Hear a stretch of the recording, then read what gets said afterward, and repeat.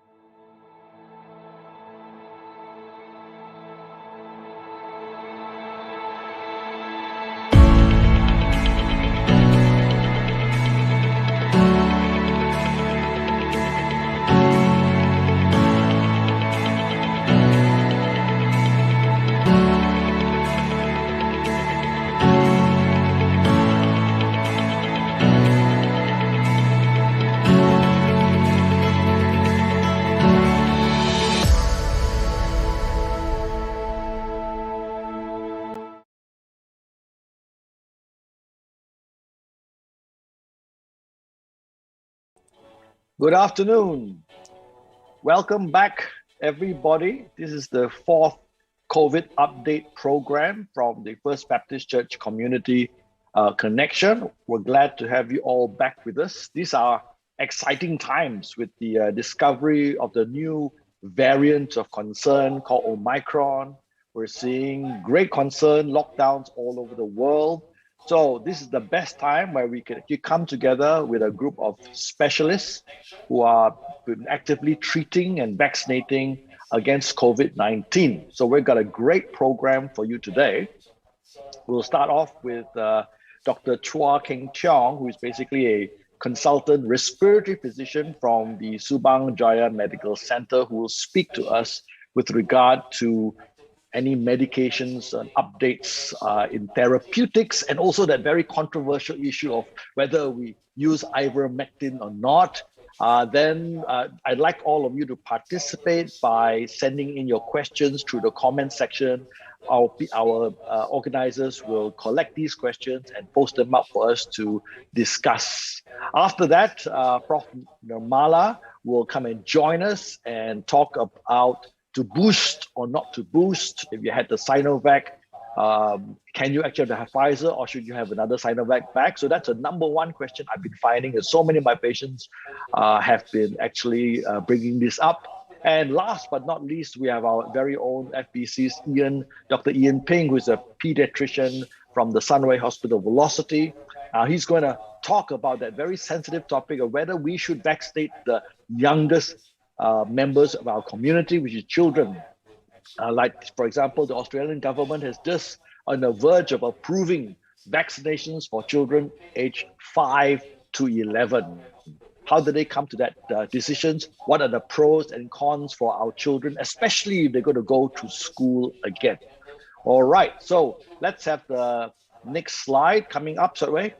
Right, so just to remind all of you, this session is intended for educational purposes. All right, so all the views expressed here are those exclusively, specifically to those of the individual doctors and experts who are joining us on this live session. All right, so now let's get started. Number first speaker is Dr. Chua, Keong, respiratory physician. He's an expert in management of diseases like influenza, pneumonia, and COVID-19, with a vast experience in ICU looking after patients as well. So without further ado, I'm going to hand the time to Dr. Chua.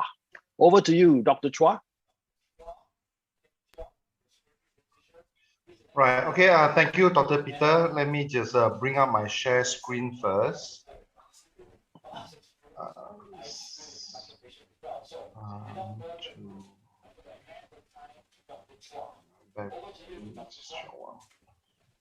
Okay, slideshow. Right, okay, thank you, ladies and gentlemen. It's good to have you all here, okay, to hear me sharing a little bit about how we are dealing with COVID nowadays. Right, so I've put my title down as therapeutic options for COVID-19 infection, the past promises, okay, the current trend, and also the future prospects. You still cannot. Right, so this is my presentation outline. But I think I will start off by talking about the current trend, how we are dealing with how we are managing, how we are helping our COVID patient nowadays. Right, so to begin with management or treatment, right, the first thing is upon diagnosis of COVID-19 infection, we have to stage our patient appropriately. So in COVID, right, we categorize our patient into 5 groups. The first group, we call it stage 1, is asymptomatic patient. Basically, they are confirmed with the test, ideally PCR, okay, but they got no symptoms whatsoever. The second stage, stage 2, is a symptomatic patient. So basically, they have symptoms like fever, cough, runny nose, loss of taste, loss of smell, but they do not have pneumonia. Basically, they do not have lung infection. The COVID has not attacked their lung. If the patient progresses to stage 3, then they are symptomatic, and at the same time, there's evidence that the COVID has reached their lungs. The stage 4 is those symptomatic with pneumonia, and also they require oxygen. Right, stage 5 is basically ICU patient. They probably end up with intubation or at least a high flow oxygen cannula, and then they got multiple organ involvement other than the lungs. Right, so this is just kind of timeline a bit. So you see, upon exposure, so if someone upon exposure get diagnosed with COVID, they can start with stage 1 and they progress through the time. Of course, they don't always reach stage 5. Sometimes they reach stage 2 and then recover. Some of them reach stage 3 and then recover. And do not forget, although it's not part of my discussion today, is that I'm seeing increasing number of patients, right, with a long COVID syndrome. Basically, they come back, recover from COVID, but they end up with some long-term symptoms or discomfort, okay, of which they have to face day to day. Right, okay, so I think there's no better way to discuss this kind of management treatment issue using some cases, some patients as an example. So now stage one patient, right, is based nowadays I don't see this group of patient anymore. I think we're getting used to this kind of this illness. So stage 1 tends to stay away from a tertiary center hospital like myself, like SGMC. So let's say a 25 years old man, lady, the work colleague was confirmed with COVID-19. Okay, then she went out to do a self-test kit. Okay, nowadays I think it's quite easy doable for anyone. Okay, turned out to be positive, and let's say this lady is really went for another PCR test which confirmed. But if at that time she got no symptom, if she had no fever, no runny nose, no sputum, no whatsoever, then she's stage 1. Now with stage 1, the next question we ask ourselves is, look, do this group of patients, right, have to go into a hospital or not? Then we look at a few criteria. The first one is their age. Are they more than 60 years old? Number 2 is, do they have any comorbidities? Now, basically, right, I said, do they have any other illness like diabetes, chronic heart problem, chronic lung problem, chronic kidney problems, high blood pressure, and so on. Right? Whether the third question is whether their house they are suitable for home quarantine. Now, if they are older than 60 years old, if they've got some illnesses at the same time, or their house is not suitable, it's too small to do home quarantine, then these people are recommended to be hospitalized. Now, when I say hospitalized, nowadays it doesn't mean it's a proper hospital. Sometimes going into a quarantine center, like the MAPS in Sedang. So there's one place that we do this kind of quarantine protocol for stage 1 patient. On the other hand, okay, if they are young and they are young and healthy and they got reasonable home circumstances for home quarantine, then they can go for home surveillance order here. Basically, is that nowadays they do electronic wristband or things like that, but they have to stay at home.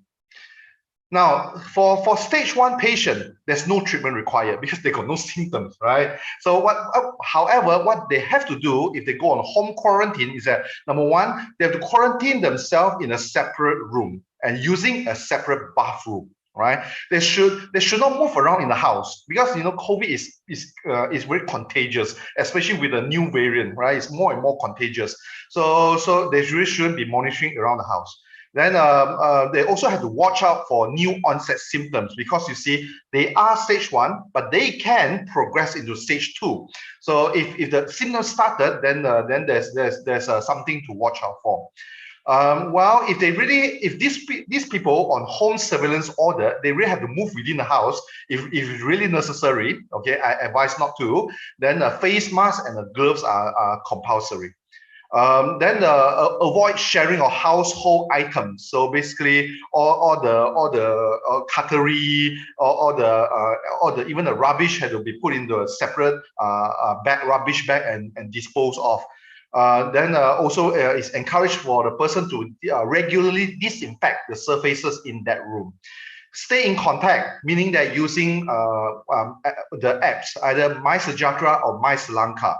Right? All this information, basically, I think for some of us who have done this before, we know that there's a question we have to fill up. Once we fill up, all these data are linked to the centralized system. And when there's a red flag signs, and then this person will be contacted by someone, some officer from the center office.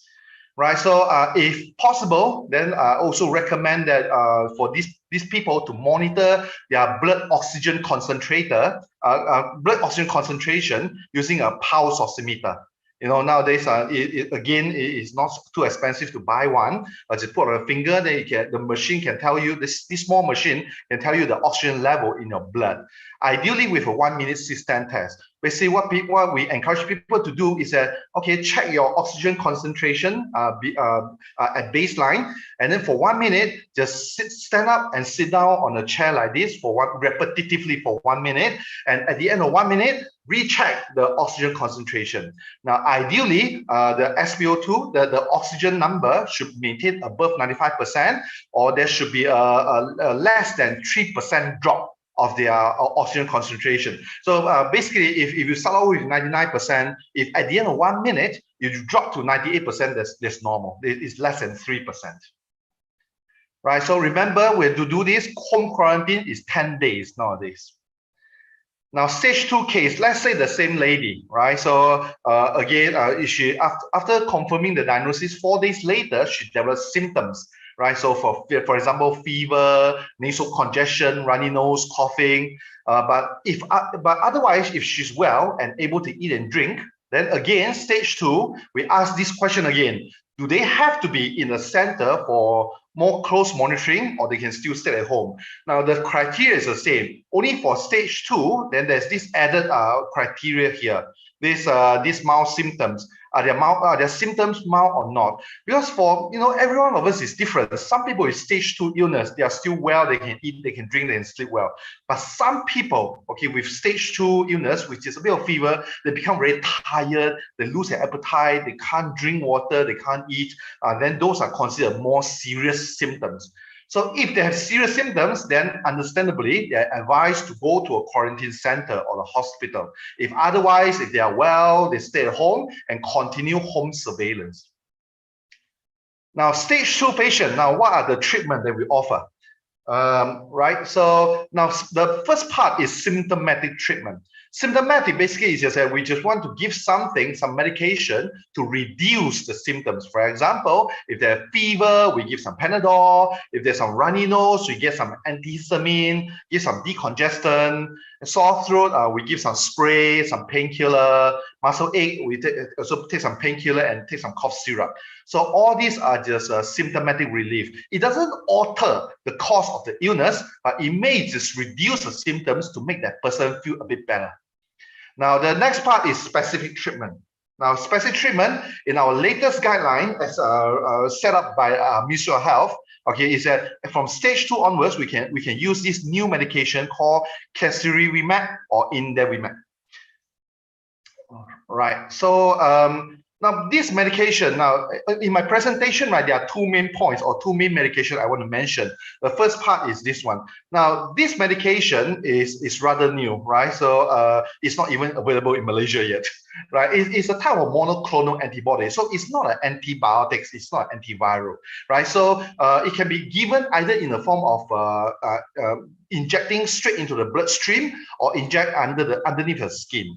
But the thing is, this medication must be given early. It must be given earlier, okay, within the first 7 days of the illness. So for example, if someone has been sick for 10 days, it's been 10 days since the diagnosis of COVID, then they are not eligible for this medication anymore. And the next thing is for milder disease, right? So again, it's for stage 2 and stage 3. The more serious ones, stage 4 and 5, they are no longer eligible for this medication. So this has to be given early in the course of COVID infection, right? Again, Ministry of Health suggested that this medication is to be given to a more selected group of population, namely those a bit more elderly, aged more than 50, or those with, and also those with comorbidities, as I mentioned, diabetes, high blood pressure, chronic heart and lung problem. Right, this medication, according to statistics, according to scientific data, it works very well. Number one, it works. It actually reduce the viral load. It actually reduce the viral shedding, which is a factor determining the contagiousness of the person. So you can see there are 2 lines here. So the blue line is those that didn't take the treatment, and the rest are actually those taking the treatment. So you can see the line is a bit lower, meaning that these people, they end up, this patient who taken this type of this medication end up with less virus in their body. And also, there's also evidence, good evidence to show that upon taking this medication, COVID patient, they actually end up with less hospitalization and also emergency department visit. Now, overall, you can see in this table at the top here, the upper table here, it shows that those who did not take the medication, about 4% eventually end up in a hospital or had to go to emergency department to get some treatment. Whereas those who received the treatment with this casirivimab, indevimab, actually only 2% end up in the hospital, really. Now, this is all participants. Now, looking at the lower table is actually a selected group, a subgroup of this patient, of this group of people who received the treatment. Basically, it's a higher risk group. Basically, again, it's those elderly and those with other comorbid illnesses. Right. So now what it shows is that in a placebo group, basically for those who did not receive the treatment, 9% ended up in the hospital. Whereas those who received treatment, only 3% of them ended up in the hospital or emergency visit. So if you look at this table, so it means that this medication helps to reduce the risk by 66%. Right, so and it works better in a higher risk people. So that's why our Ministry of Health Malaysia suggests that this group of people should be given priority to receive this treatment, called casirivimab, indevimab. But remember, this treatment, if it were to be given, has to be given early. right? But the thing is, I have to say, it's not available in Malaysia. I know we have started the process of procuring this medication into Malaysia, but it's not available yet. So I think, I mean, we just have to see how it pans out when eventually this medication reaches our hand and we start to use it in our day-to-day practice. Then they'll also give us a better idea in terms of how well this medication works. Right now, stage 3 patient basically is more serious. Now, this is a patient I treated about 1 month ago. Now, a 55-year-old lady who received her second dose of COVID vaccine in August this year. Right, so she developed symptoms with fever, cough, sore throat. Right, so then she confirmed, she did a self-test kit, confirmed to be COVID. She stayed at home. However, later on, so initially she actually improved, right? So the fever subsided, but then she realized that, hey, after about 6 days from the time of diagnosis, the fever recurred, and she got more problem with coughing and her breathing is fine. So actually, she came to SGMC on the 8th day of the illness. Right, so at the time when we listened to her lungs, we heard some noise called crepitation. Now, this usually is a first sign that we picked up COVID pneumonia or the COVID attacking the lung. So when we did a 1-minute system test, as I mentioned earlier on, we found that her oxygen level dropped. Now, this number, it was 97%. Right, normal should be above 95%. But for this lady, after she exercised for 1 minute, then her oxygen level dropped to 94%, meaning that the lung involvement, the lung injury caused by the COVID is causing some problem to her breathing, right? And also her blood test was abnormal, right? So I won't go too much into it. Now, for stage 3 patients, right? So apart from the symptomatic treatment I mentioned, give Panadol, give cough syrup, antihistamine for the nose, and also we can still consider this casirivimab and indevimab. And for this lady, when we already she shows some low oxygen level, I actually give her some low dose dexamethasone. Now, this is actually a steroid. And from the beginning of this pandemic, we understand that COVID is a steroid-sensitive illness.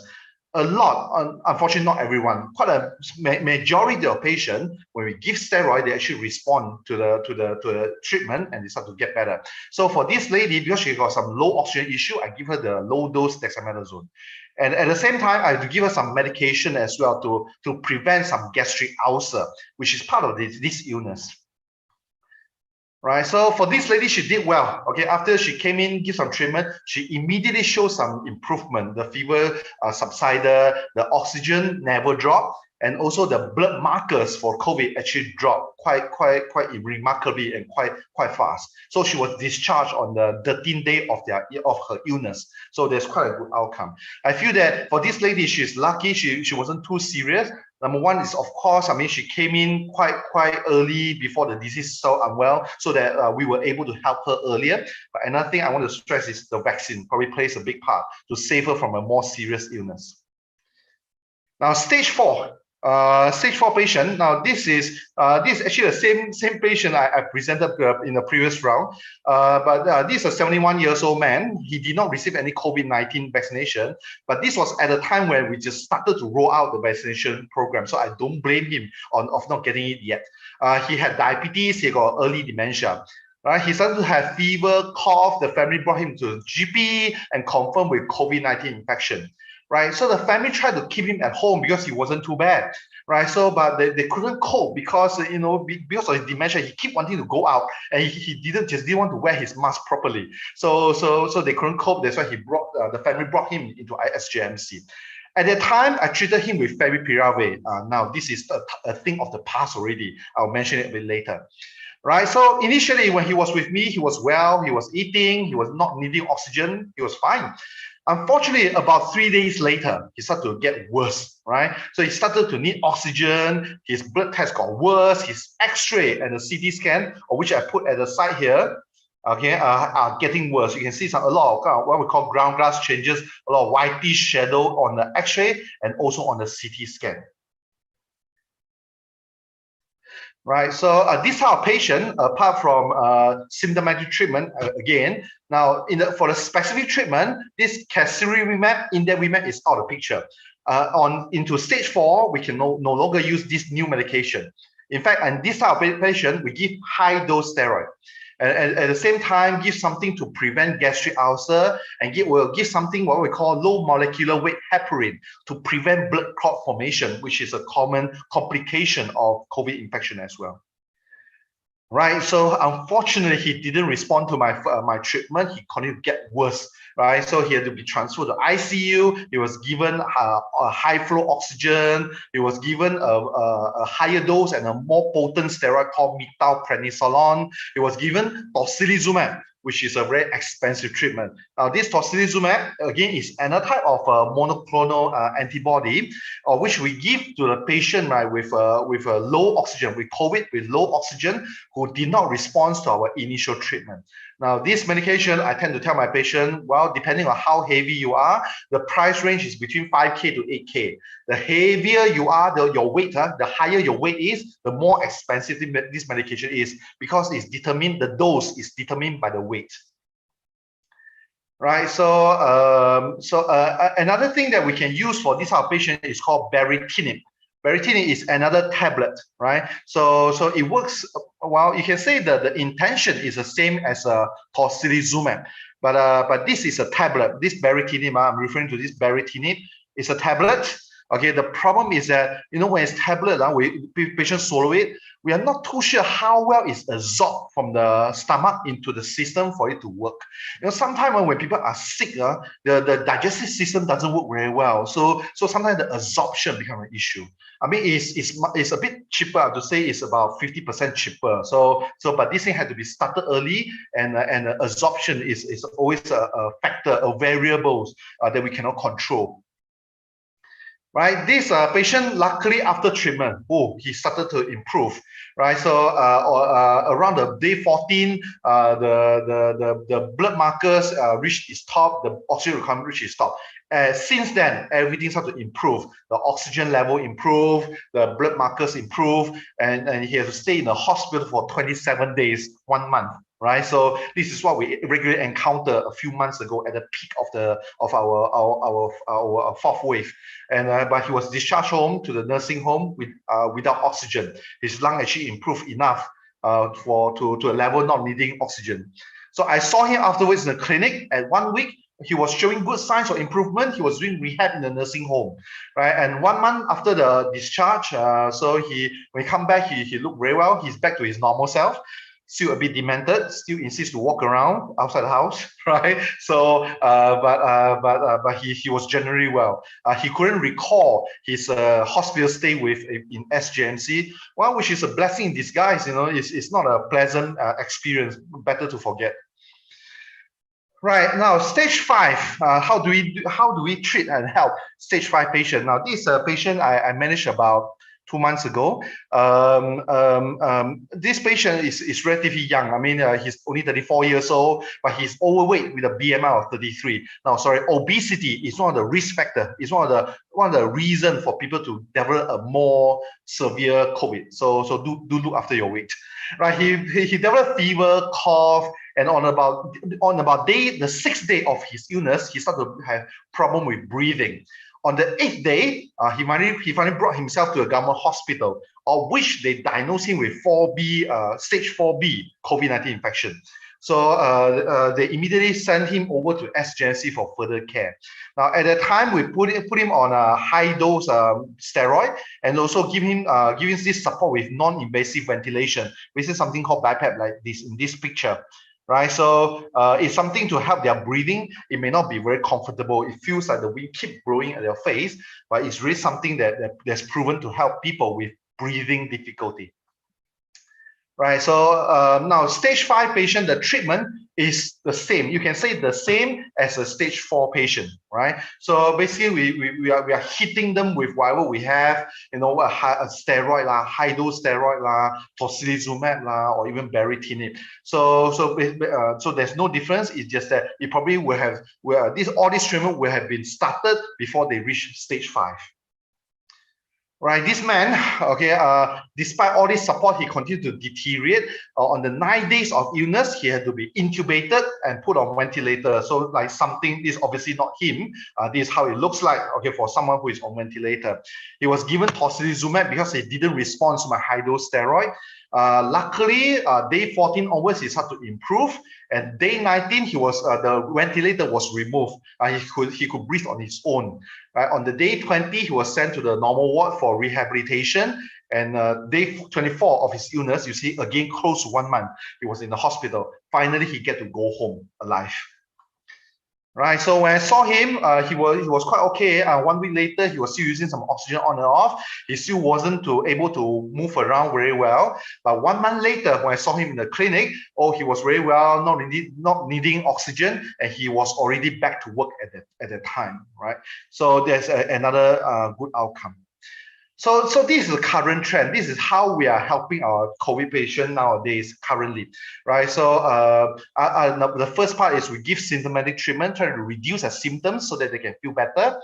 We give steroid, we give tocilizumab and also Baritini, right? So, and also we also give some treatment to prevent further complication like gastric ulcer and also blood clot formation. All right, the next part is the past promises. Okay, the first thing I want to mention is this thing called FBPRA.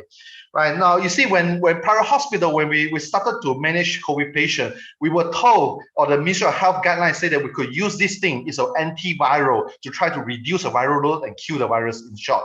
Right, but at the end of the day, right, I mean, halfway, a few months down the road, we say, hey, this thing doesn't work, right? And when we look back, right, actually the evidence, the initial scientific evidence is not so strong. So that's why, right, in the latest guideline, this medication has been removed from the guideline. It's no longer in use because we all know that it didn't work. Now, for the COVID has been with us for about 2 years now, right? COVID-19, so 2 years. Now, obviously, along the way, you know, scientists or doctors, I think a lot of researchers, they try to use different type of medication to see which one helps. You know, because there was never a shortage of interest or funding. So a lot of research, a lot of things has been done. But all these things I listed here has been excluded, okay, for use. Basically, CDC US has recommended against the use of this thing. Now, maybe two that we are a bit more familiar with, like hydroxychloroquine.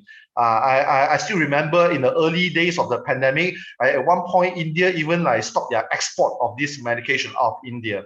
Right, convalescent plasma is something that was quite hot as well at one time, right? I think China was doing it. It showed that convalescent plasma is that we took the blood from a person who had COVID before. We believe that inside the blood there's some antibody. We give the blood into someone else, okay, to help them to fight the COVID virus. But at the end of the day, there's just the evidence. The evidence just show that it doesn't work really. All right. Another past promises I want to bring out is that there's no research done about it, but I think may not need too much of research. I think probably not too many people believe in it, apart from maybe just this person really. Right, the future prospect, right? So what can we look forward to in the future, right? Now, this ivermectin, right? I was kind of struggling myself to put it in the past or in the future. But at the end, I decided to put it in the future because CDC statement is like this. It's at the end, CDC stated that several clinical trials that are evaluating the use of ivermectin for the treatment of COVID-19 are currently underway or in development. Right. Basically, is that CDC hasn't excluded the use of ivermectin, but I can tell you, I mean, there's many studies from all around the world. I've seen the power of the collection of data. I mean, there's research done in Europe, North America, South America, East Asia, right, South Asia, right. Basically, right, the majority of them show that this ivermectin doesn't work. All right. Now, I won't take you too far. Let's look at Malaysia. You know, Malaysia, we conducted a study on ivermectin ourselves, right? So I know that a few centers were selected to study the use of ivermectin in COVID-19. I know one of them is UKM. I've got my colleague who works there. So basically in Malaysia, we collected about 500 patients, okay, with mild to moderate COVID-19 infection. right? So we put them into either we give them ivermectin or we just allocate them into center of care, basically ivermectin or no ivermectin, right? So what it shows is that, look, it doesn't work really. The study at the end, it shows that ivermectin, there's no difference in the rate of progression to severe stage. You can see here in this small picture here, in the ivermectin group, basically in those people who receive ivermectin, 21% will progress into the more severe COVID. Whereas in the standard of care, those who did not receive ivermectin, about 70% progress into the more severe case. Now, there's also no difference in the type of progression to severe stage, meaning that ivermectin also didn't slow down, okay, the progression of this patient into the more severe stage. So basically, it doesn't work really. I mean, what we want to see is that hopefully by giving this medication, less patient develops the severe COVID, but it didn't work. In fact, there's more side effect with ivermectin, right? So the most common side effect is diarrhea.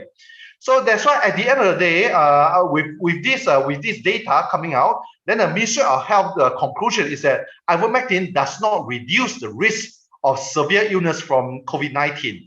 And ivermectin is not recommended for inclusion in current Ministry of Health COVID-19 treatment guidelines, right? So that's where we are in Malaysia for now.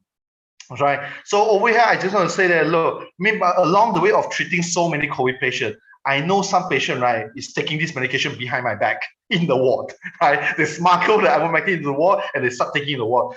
Please don't do that, because when things goes wrong, when the liver starts to go off, we say, hey, what's going on? Why is the liver starting to get damaged? Why is this patient getting so much diarrhea?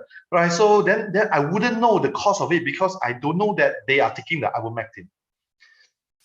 Right. Otherwise, there's also a few things that are still being studied. For example, Voxamine, intravenous immunoglobulin. This is a medication to boost the bone marrow, vitamin C, vitamin D, and zinc. But all these things are still under study. There's no good evidence that show that it works, but we are still waiting for more data to be generated for this medication.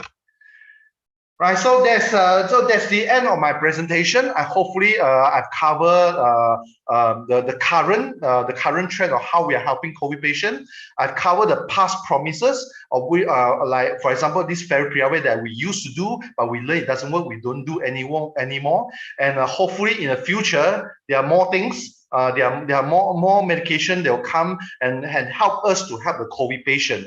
But at the moment, ivermectin just doesn't seem to be in the picture.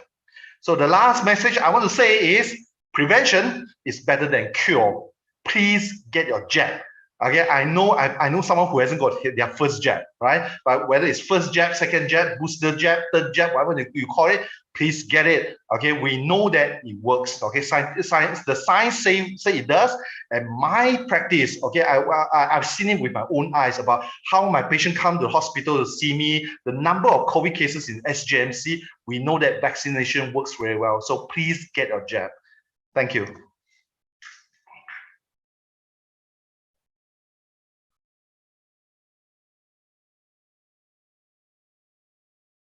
Thank you, Dr. Chua, for that very enlightening condition talk.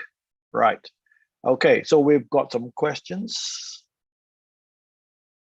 Hello? Yeah, yes. Right, can you hear me? Yes, I can hear you. Right.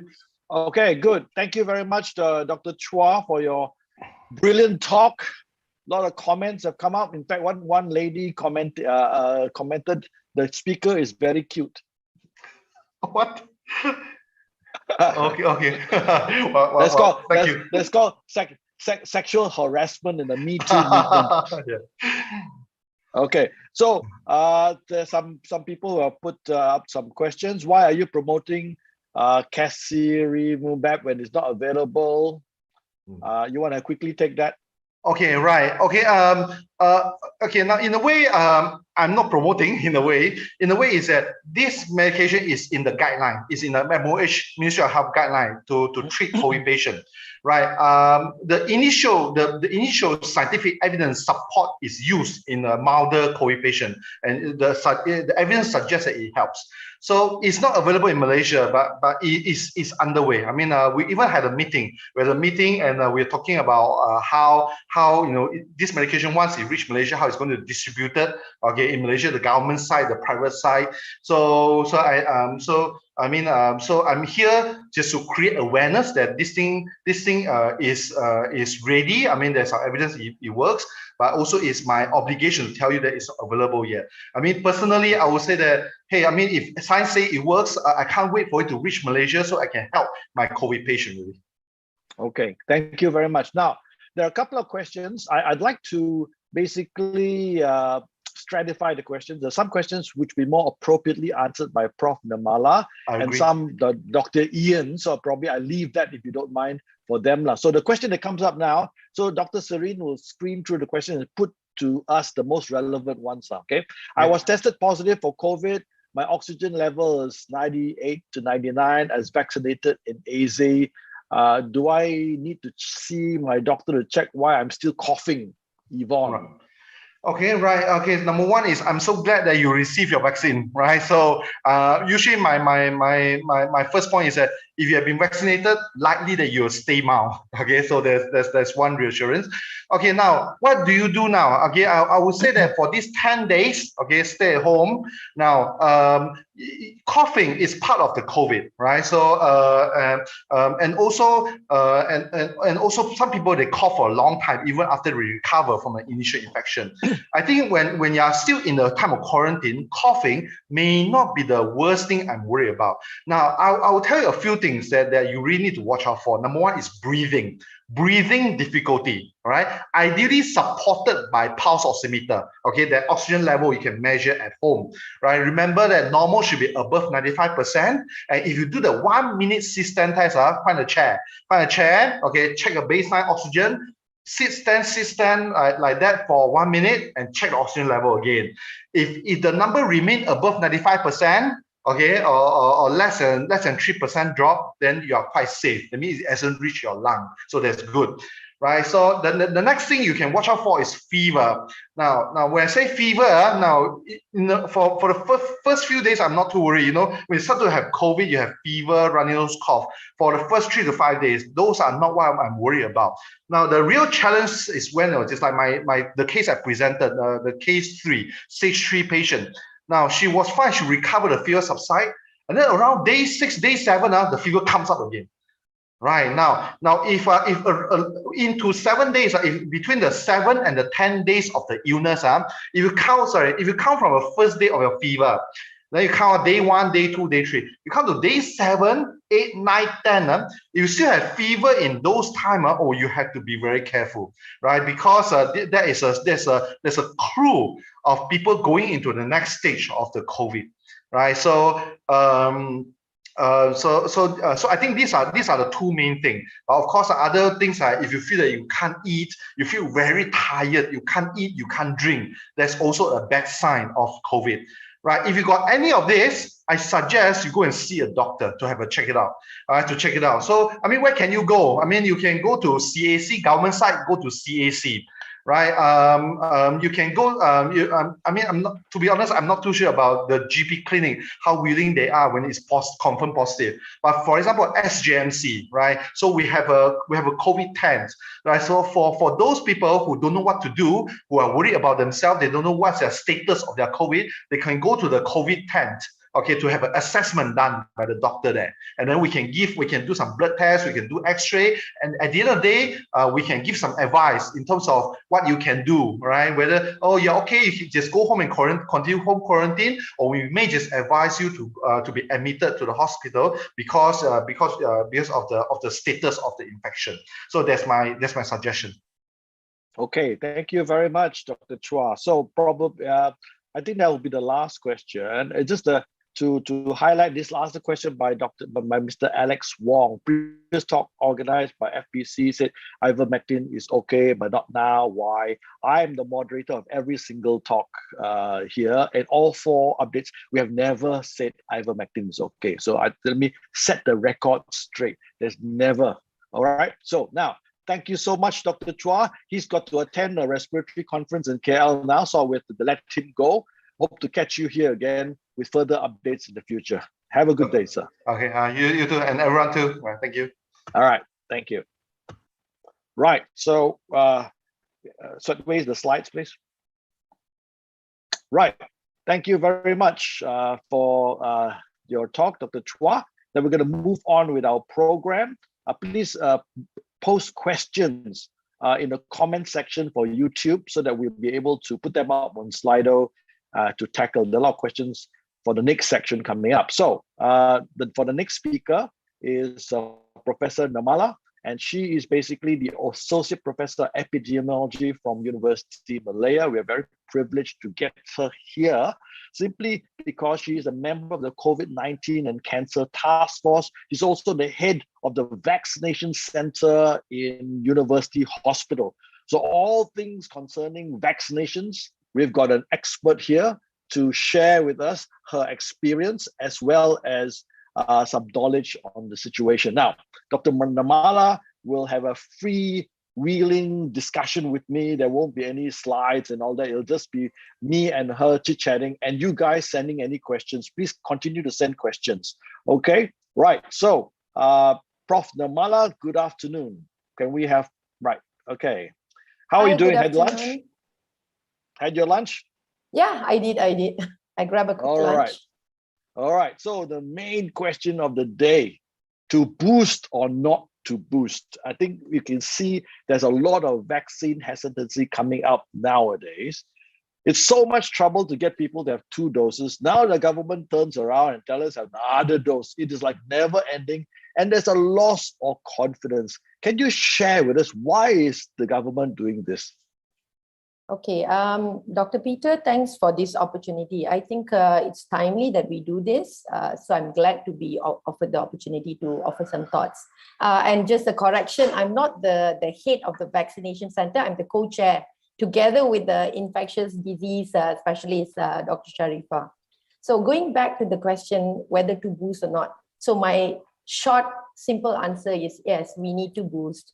And this is simply because of the evidence that's being generated as we speak. And we all know, I think I would like to, kind of bring everyone to the past, to 2019 in December, when people were talking about this infection in China. We were all thinking that's a very far and faint news, and it's a problem of China. And then moving forward to January 2020, we were all suddenly began to worry a little, but not so bad. And then February and then March. But along this threat of this infection and how it quickly spread around the world and became a pandemic by March, we were also questioning about masks. At that time, people were saying wearing masks does not protect that much, and WHO even went on to say that only healthcare workers need to use face masks, but the public generally do not have to, especially if they are in the community. So and then now things have changed. So science changes, knowledge changes, and likewise, what we thought that when we were going into vaccination, we all thought that once we are done with a single dose or for that matter, 2 doses, we are done and dusted. But things are changing. The virus is changing, and because of that, the virus, the ability of the virus to infect is changing, and we also go on with research. And we now know that, our immunity wanes with time, whatever that we have gathered from the infection as well as vaccination, and we need to continue protecting ourselves. And therefore, the answer is yes, we need to boost. Okay, thank you so much. Now, the other million-dollar question which I've been bombarded with my patients is that they've got the Sinovac and they've got great confidence in the Sinovac, and now they're being asked to boost with Pfizer instead. So the natural reluctance and the conspiracy theory, or the government is trying to get rid of extra stocks, isn't it? They bought too much. Can you just guide us in that area? Is there any evidence? Okay, scientific evidence right now, we don't have publications which are clearly, comparing the efficacy of the 3 vaccines in a single population. what we have is a study from one place, or even in the best case scenario, we have comparison between two types of vaccines in a single population. And for that matter, Malaysia is the best place where we can look at evidence of what has happened over the past few months to see which vaccine has been performing better. I'm using this quote because we have not published yet. So it's all anecdotal and what we share. So it's a pity that Dr. Chua is not here, but what I do is, we have a lot of conversations. I'm a public health physician in UMMC, and therefore we are in close contact with the infectious disease specialists and how they manage their patients and so on. So from our recent, chit chats and, even meetings that we have had, a vast majority of our patients who have been hospitalized with severe disease compared to any other vaccines, it's patients who have received Sinovac vaccine, right? So this does not mean that Sinovac is a bad vaccine. It's just that with the mutation, with things happening with the virus, it seems to offer a lower degree of protection against severe disease. So let me be clear, it's severe disease, right? So because of that, based on all this evaluation of evidence and what has been happening locally, input from local health experts and medical experts, we have decided that for those who have received Sinovac, which is actually a vaccine which where the inactivated or the dead virus is injected into the body, another vaccine which is mRNA vaccine like Pfizer will offer better protection. And like I said, this is based on what we see in our hospital. A vast majority of our infected patients with severe disease are those who receive Sinovac. So it is well justified that, those who have Sinovac be given a booster with Pfizer unless there's contraindication to Pfizer. Then in these individuals, then we recommend that they get Sinovac as the booster dose.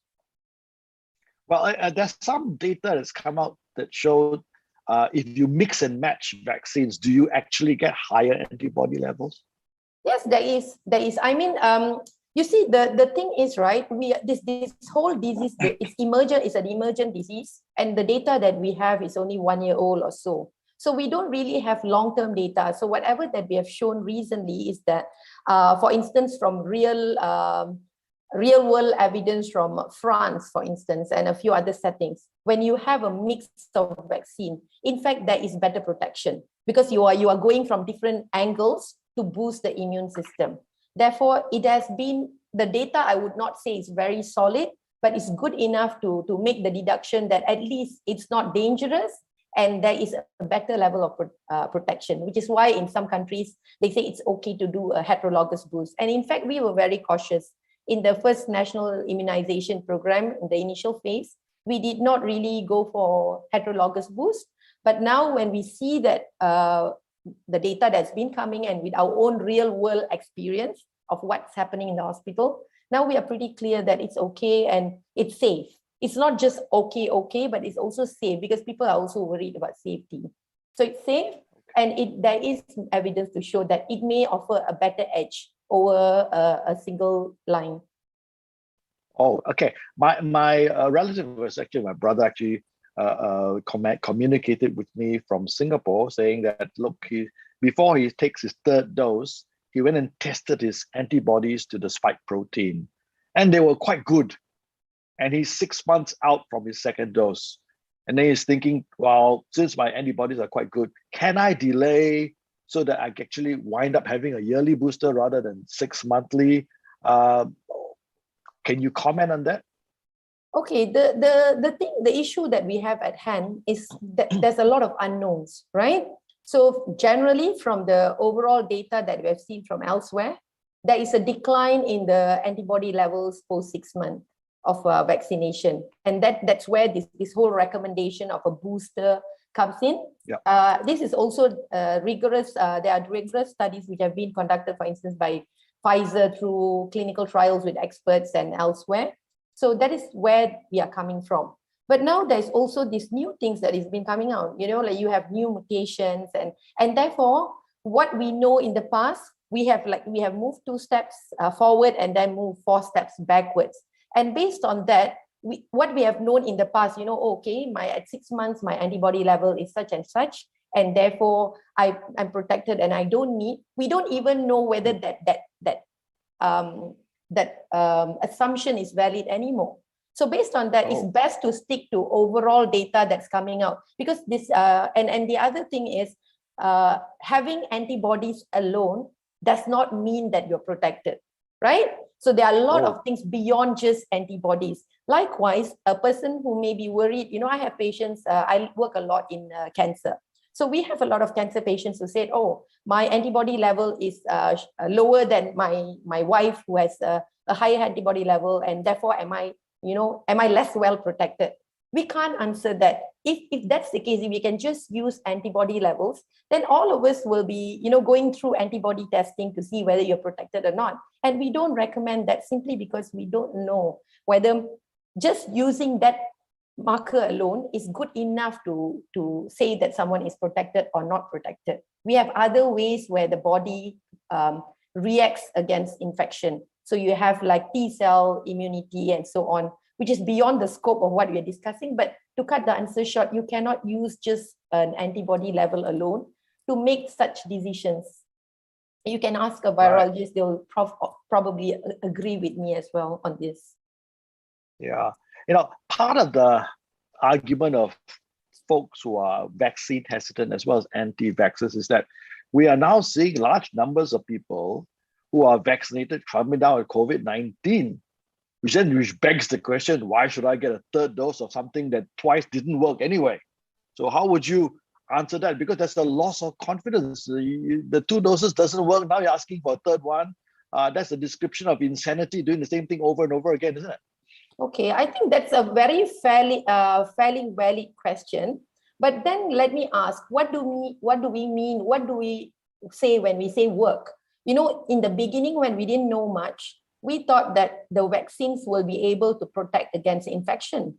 But later on, we were quick to find out that it's not necessarily protecting against infection, because although there is breakthrough infection where after vaccination somebody gets infected, it's very different from a person getting severe disease versus a mild disease or asymptomatic disease.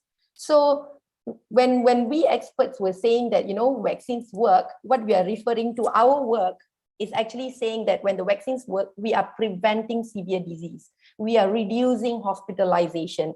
And the vaccines have been doing their job fairly well, even with all the 3 kinds of vaccines that we have introduced in Malaysia, for instance. For a vast majority of the population, at least, we have 3 types of vaccines. And they have been doing a fairly good job. So that's why the work, what does it mean? If we say prevent infection, yes, we all know that with Delta, whatever we knew was very different. So I can say the same now, so yes, they work against hospitalization and severe disease, and therefore a booster dose will continue doing that, hopefully. Okay, then what about the timing of the booster dose? The Health Secretary of UK, in the light of Omicron, usually just came out a few days ago and said, look, for UK residents, they're going to have the third dose within 3 months. What do you think about that? Is he overreacting? UK has been overreacting right from the beginning. I mean, for Omicron, sadly, it's been called the South African virus or South African variant, when we all know that it's not necessarily South African. So anyway, going back to the question, a lot of the decisions made by people sometimes are not evidence-based. We don't have much to say, like, for instance, does shortening the booster interval really make a difference? Because there's also talks saying that, the dosing intervals between the first and second dose itself, there's data showing that the longer it is, the better the protection is. So to answer shortly, I cannot say whether it's right or wrong, because what is being done right now is a reaction. It's reactionary. We don't have data to suggest that by bringing it forward, you're going to help.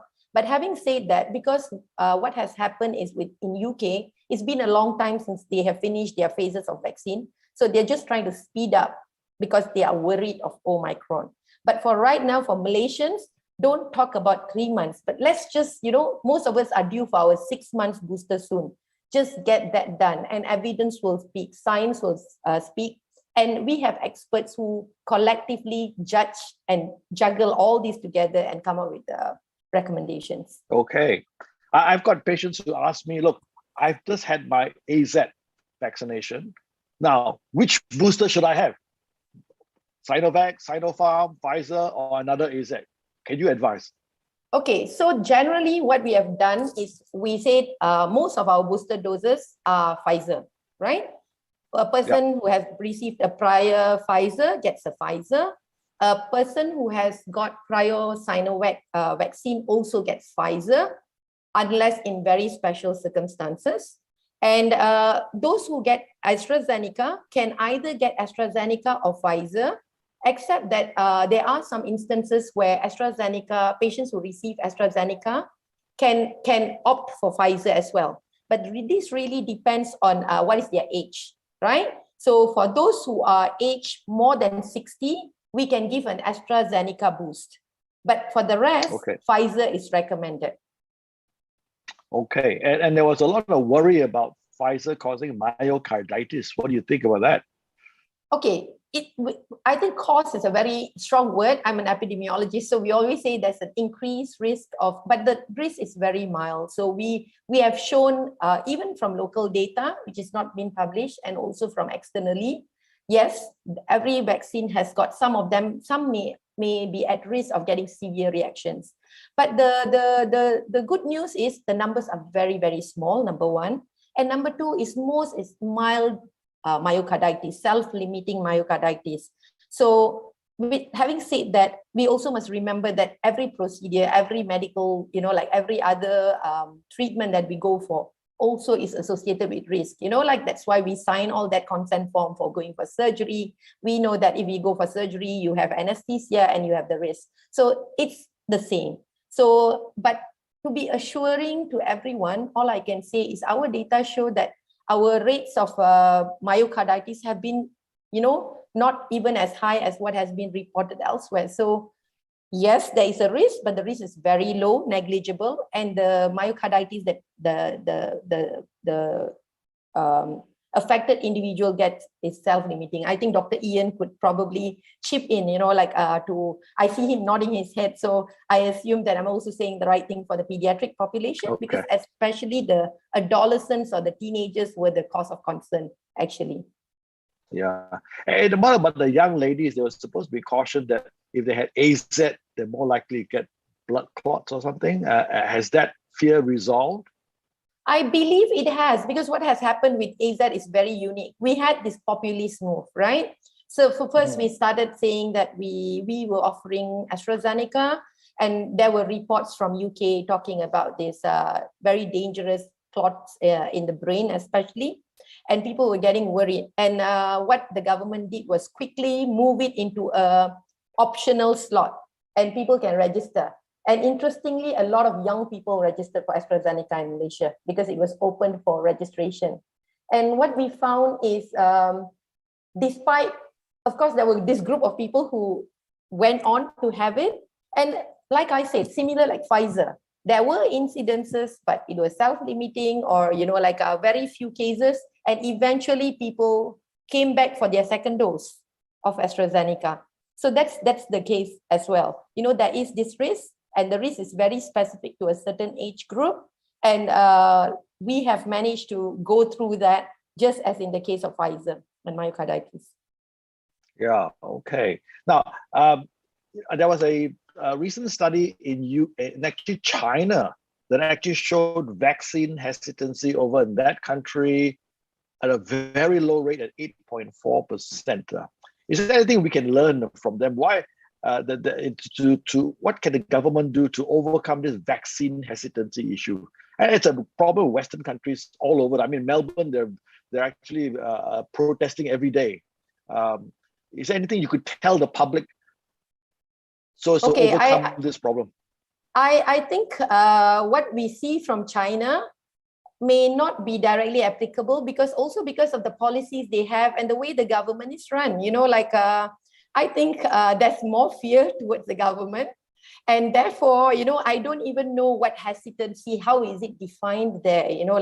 How do people define hesitancy in China? as opposed to the democratic nations where, when you talk about hesitancy, people always talk about rights, and therefore there is this higher reported hesitancy. So going back, I don't think I can comment much about on how China managed to address the so-called hesitancy, because I don't know what kind of policies they have. Are they very strict? Like they take actions? Are they punitive in nature? So when you know you're going to be punished, you won't be hesitant because you're going to get punished. So I don't think that is something that I will allude to. But on the other hand, we can also look at other countries where, when people are vaccinated, although the rate of infections were worrying, for instance, I can give an example of Israel, for instance. But then what happens? Yes, the infections are high. But again, what is it that we want with vaccination? Are we just talking about infection, or are we talking about serious disease, right?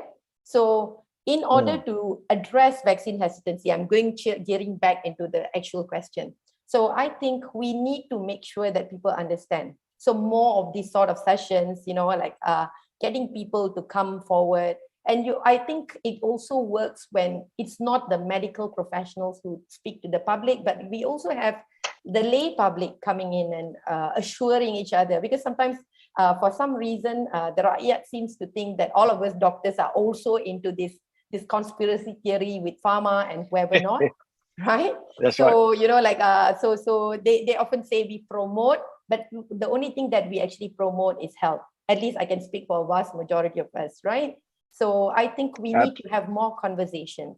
And that is the only way we can address. And that conversation cannot be confined to just one language, for instance, because a lot of us speak in English, but the hesitancy may be in groups where they don't speak in English. I think that is the problem that we have.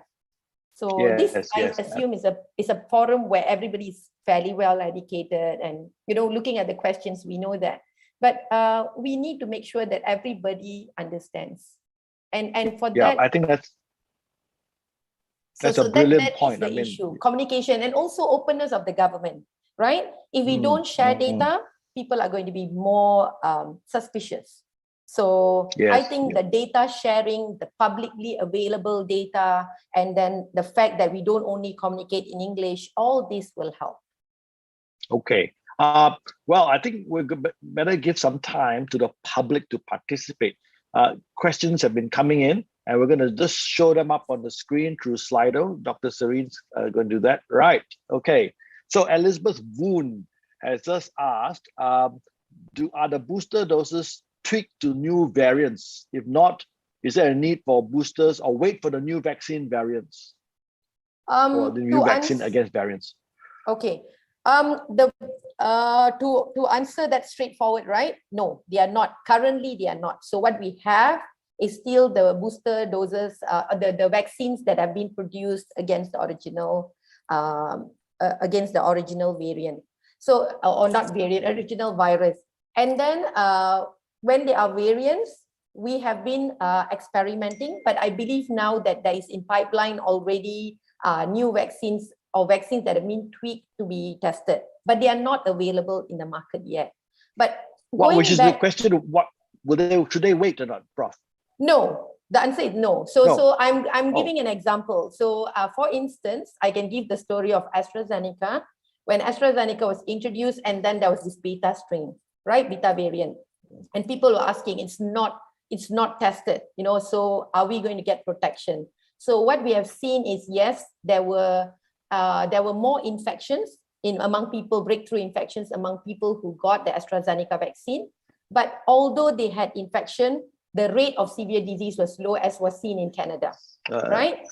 So we can allude to along in the same line that with this Omicron, for instance, that there will be some higher rates of infections, but it may reduce severe disease. Therefore, we should just go ahead and give our boosters rather than waiting.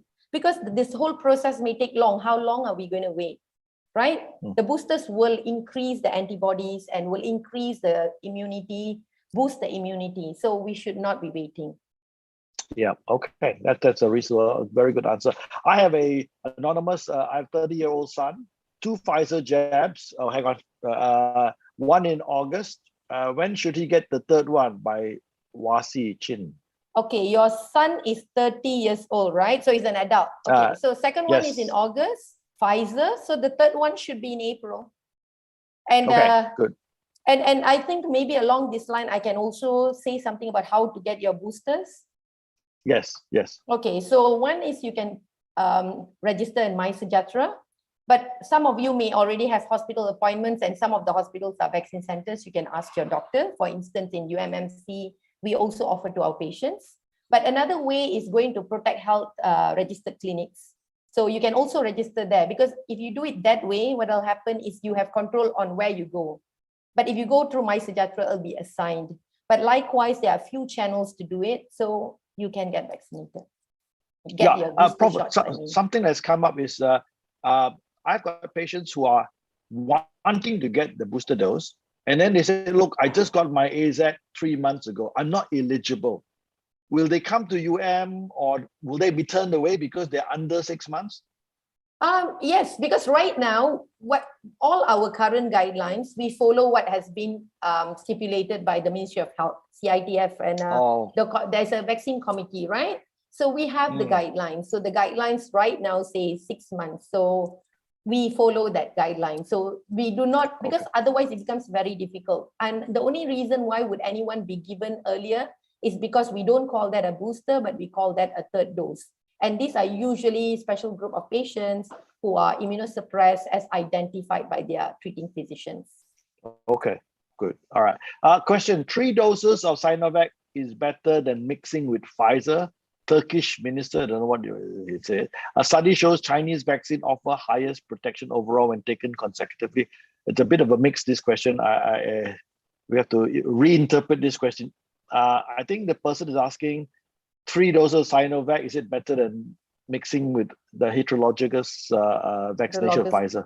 Okay, so I think this goes back again to what I said earlier. Like the data that we have shows that in Malaysia, so the thing is, I'm sorry, but I can't recall how Turkey is administering and what kind of vaccines are available in Turkey, for instance. Because Malaysia, like I say, is very unique. This is the place where we had 3 different vaccines and we have collected data, right? So we are even able to compare vaccine A versus vaccine B versus vaccine C in a common population, right?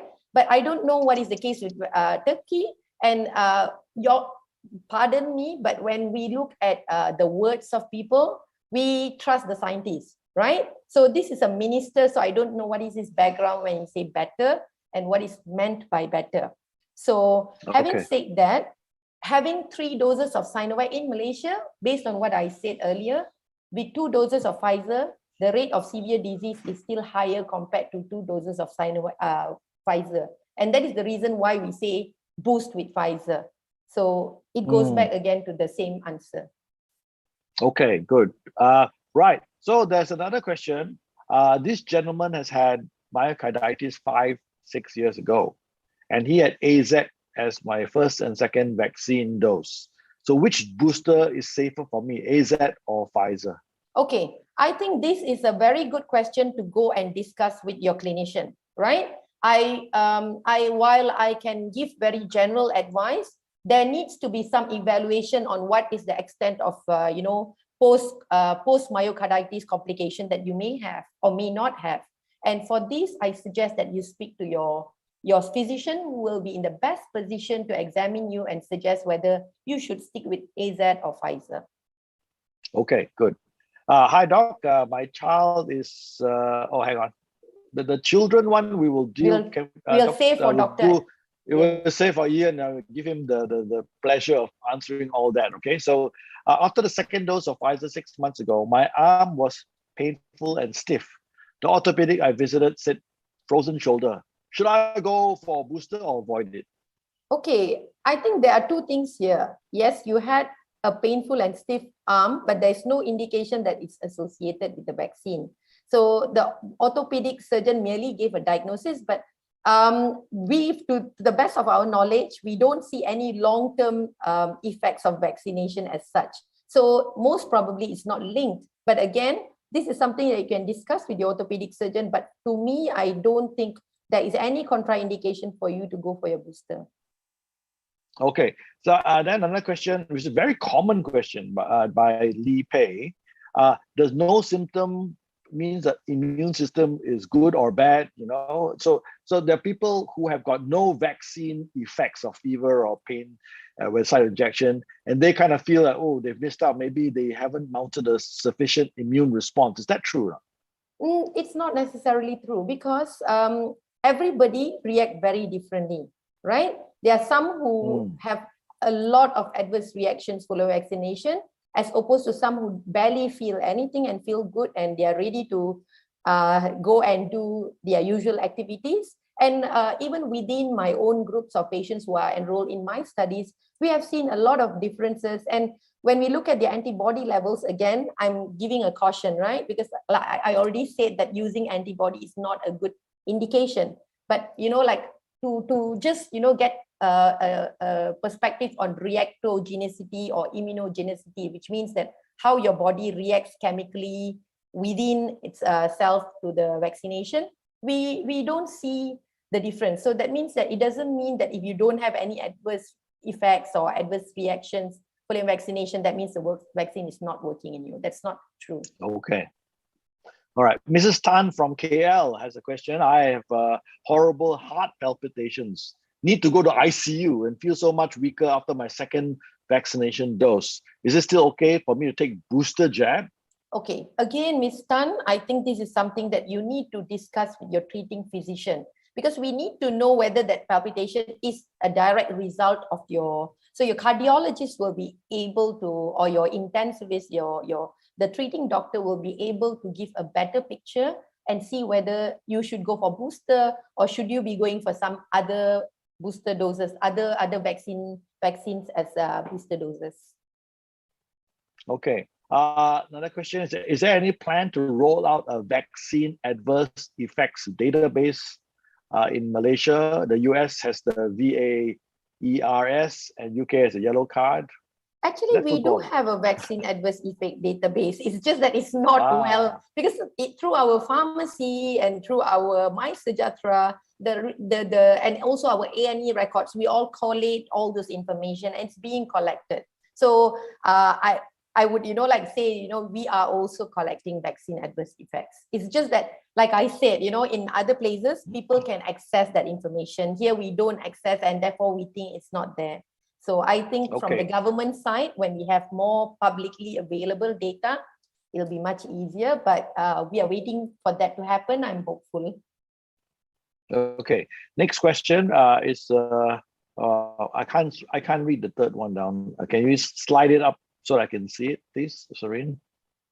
Okay, yeah, okay, all right.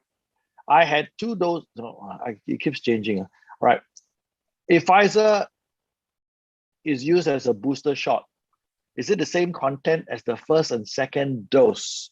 If yes, is 1 dose enough? Will it completely override Sinovac 2 doses? That's a bit of a strange question, but I'll let you handle it. Okay, if Pfizer is used as the booster shot, is it the same? Okay, we administer the same vaccine, right? It's the same vaccine that you get. So if yes, 1 dose is enough, it doesn't work that way, because what we want is we want to sensitize your immune system in phases, right? So you give 1 dose and then you wait for a certain period, and so you are boosting you're boosting the immune system. That's the whole idea. So that 1 dose is not enough to answer. And I think I already answered the second part. Will it completely override? So there's no such thing as overwriting, because what happens is, you know, your immune system is just activated in various ways, right? So for instance, in Sinovac, you have this dead virus being inoculated into the body, and then the immune system reacts. And in the case of Pfizer, the vaccine triggers the immune system in another manner, right? So there's no concept of overwriting, really. Yeah, okay, good. The next question is, it may be good to mix and match vaccines in the short term. What about middle to long term, beyond 5 years? Is mix and match safe for the long term? Okay, since it's a church group, because when I speak in the European crowd, I don't use God, I don't bring God and all that. So here, I think only God knows the answer, because we don't have data right now. All that we know, this is an emergent disease. We are learning, and sometimes we go forward thinking of something, and then 2 days later we realize we were wrong. So I cannot answer this. I think this only God knows. Okay, right. The next one is interesting. If you say vaccination is not enough, and you agree that there are other factors involved, why are you not also recommending immune boosters and antioxidants? I think this is a very common perception out there. Antioxidants work and other supplements, sort of thing. So, okay, let's get you to tackle this one. Very important. Okay, so I am a public health physician. I'm also an epidemiologist, and all my work is based on scientific evidence, right? So for vaccination, we are scrutinizing together as a whole at the global level. We look at the data that is being generated, they are rigorously reviewed, and therefore, when we say a vaccine works, a vaccine is not working, a vaccine could do better, all that judgment is scientific. But with immune boosters and antioxidants, where is the evidence? If there is evidence, then we will include that. And I believe just now, Dr. Chua, I was not following some of his conversation because I had the video muted, but I saw him past, present, and future. And he had some things inside there as well. So it really depends on whether there is evidence. So if there is scientific evidence, then I will also say that, yes, we can get them involved. But right now, we don't have such candidates. Okay, good. Very good. The next question, I think we won't put it to you because it's a cardiology question, so we won't do that. What about, do you give treatment for people having side effects of vaccine? Where can they go to get treatment? As you said, even though it's self-limiting, or is it no need to treat? Ida has put this question forward. Okay, so let's go back, because I was using the word self-limiting for myocarditis. So when someone has symptoms, and the symptom is something that is severe and affecting them, they should go to the nearest accident and emergency casualty department, or also a clinic kesihatan for that matter, to get examined by the physician first and investigated if necessary. So the self-limiting on another scope can be merely rashes, or so as long as it is not causing so much distress and it's transient or short term, then there is no worry that you don't have to go and get something done. But the moment that you are being worried, it makes you worried, I think that is the time that you go and get medical help or medical attention. Okay, good. All right. The next one, yes, fully vaccinated person supposed to be protected from getting severe COVID. My brother-in-law, fully vaccinated, died. Okay. So this is so sad. This is sad. I'm very sorry to hear that. But we have to say that not everything is absolute, right? So when we say vaccines protect against severe disease, there's a number, a percentage when we look at the overall data. So there are still a proportion who may succumb, and that really depends on a lot of factors. For instance, what is the age of the individual? What is the underlying disease? Do they have any other underlying disease? And so there are many other circumstances and factors that play here. So for a vast majority, immunization protects, but there are still some. So that's the reason why it is more important that we get as many people immunized as possible. So when you get everybody, more people immunized, you have herd immunity, and you can protect those people who are frail, who are vulnerable. So that is something that we cannot avoid.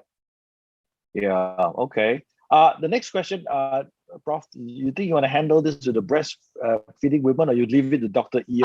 I can handle that. Can breastfeeding mothers get the Pfizer booster and continue with the baby receive some antibodies through milk?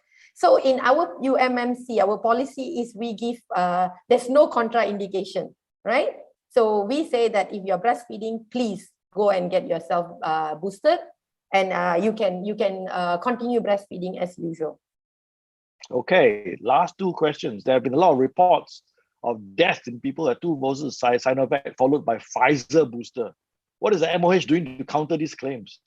I think this is again something that I've been saying, conversations, And I think not only conversations, but to be honest, there have been a lot of, I don't know how many of you are still reading, media like traditional media, for instance, the newspapers. There's a lot of articles that are coming out, from experts on these, to counter, this is mainly to counter these claims, so there's a lot of myths regarding booster vaccination. And these are all publicly available information. That is one. But the other one is MOH is also, trying to be more open. So I think from what we have 2 years ago, as opposed to now, we have more publicly available data and information. So that is how MOH is heading. I don't work for MOH, but I see that things are getting better with MOH. So that is how they are being open about sharing of data. But a lot of reports of deaths in people, I don't know where that came from, because I am not sure. For me, this is just hearsay. There is no data. Where did that come from? I don't know. Yeah, when the Pfizer booster first came out, there were reports from Ipoh Hospital, all the frontliners, like 22 people totally ill after they had the Pfizer. All this is fake news that they're spreading around, right? Yeah, that's right. So that's why when you say, when you see this sort of statement, it must be verified, right? If you say people get rashes and fever after vaccination, it makes a lot of sense. But if you say people died after vaccination, is it really true? We have no such reports here. Yeah, which is basically, remember the assistant DG who died recently. Mm-hmm. And they said, he got his Pfizer booster and then he died 1 week later on. And that actually the DG came out and said, look, that's not true. He died of a heart attack. It's indeed. So they had comorbidity and it was coincidental. It's the same like, like someone who gets a booster, gets onto a bus, meets with an accident and die, it is coincidental. So it can happen and it can be misconstrued. So please verify the information before you pass it on. Yeah, okay. The last question, the next two I'm going to leave for Dr. Ian because it involves pediatrics. But the last question we need to have you basically address is there an age limit for people who are going to get the booster dose? I mean, the question has disappeared. Serene, where is that question? Should boosters be given for just a certain age group at this current moment in our policy? So for right now, we are giving the booster shots for people above 18. So there's a few things here, right? Number one, if we were short of vaccines, we will be giving booster shots for people who are vulnerable, meaning those who are older, who comorbidities. So the issue that we have right now is we have adequate supply to protect everyone. Because like I said, you need to create a blanket where everybody is protected. So if you just cover a group of people, there's still the other people who will get infected, who may not be affected, but they can pass the infection to a person who's frail, who's not vaccinated. So we want to create the herd immunity, and therefore we are making the judgment that all patients, all adults should be given booster shots, given especially the current scenario. Yeah, and then the other question is that some people are getting Sinovac from certain GP clinics and they're being charged money for it. How is it that the government program you're supposed to get free, other people charge you money for it? Are they giving you fake vaccines? Why is there a dual track system where in one system you get to pay for it, in the other system you don't get to pay for it, it's government? Can you explain that? I'm sorry. I'm not aware that, you have to pay for your vaccines under the National Immunization Program. So if you go under the National Immunization Program, it's offered for free. And like I said, it's available through My Sejahtera where you can register. But the only thing is you must wait for your turn. So it's that 6 months for most people and 3 months for people who have received Sinovac. So, and also the other one is the registration. So I'm not exactly sure where this comes from, and pardon me if but I'm not sure about this, about having to pay for it when the government is giving it free. So in your vaccine center in UH, are you seeing a lot of people turning up for appointments, or are they not turning up for their appointments? Okay, so UMMC is a special vaccination center, and therefore most people are the clients are our patients. So all of them turn up for appointment. The rate of not turning up is very low because we all communicate with them. They have been counseled, and if they don't turn up, it's simply because of other reasons like falling ill and all that, not because they don't want the vaccine. So, but we can't use our example because we are a special vaccination center. Now, if they don't turn up because of extenuating circumstances, have they missed out? Can they reapply again? How do they do that? Of course, like if you are a UMMC patient, for instance, you don't have to call because we will call and make the rescheduling. So likewise, even for My Sejahtera, even if you're not from UMMC, for instance, My Sejahtera has evolved a lot. In the past, it was very difficult to do these things. You know, there were a lot of waiting time, but I think they are troubleshooting as we go. So even those who have gone through the traditional route of registering through My Sejahtera, there is the possibility to reschedule and get yourself. So I think, you know, it's very, very rare that someone is missed out. But if they're missed out, there are also places for them to call and numbers where you can get help. Things are changing. Okay. Well, I think all good things must come to an end. We've certainly had a very engaging and exciting time talking with you, Prof. You have done a great service to the community. I think this will go a long way against vaccine hesitancy out there. I trust that we will see you again further down the road when there's a new variant of Omicron +3+4. I don't know what the future holds for us. Let's hope it'll be okay from now onwards. Well, thank you so much. We hope to have you back with us again. We're so blessed for your input today. Thank you very, very much. Thank you. Thank you so much for the opportunity. All right. Bye. Bye. Bye. Okay, so we're going to have a bit of a commercial break. Remember to send in your questions, and those who have got questions for Dr. Ian, please send them in. We'll have a bit of a video before we continue.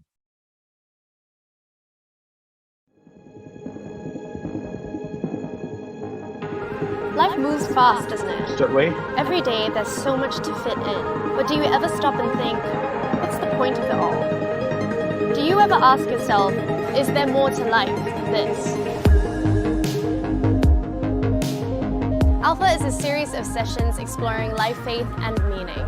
It's a space where you can ask all the big questions, say what you think, and hear about other people's points of view. First, there's video and then discussion. Each video explores a different aspect of the Christian faith, and then in a small group, you get to say exactly what you think. The aim of each video is to spark conversation, each week unpacking a different question.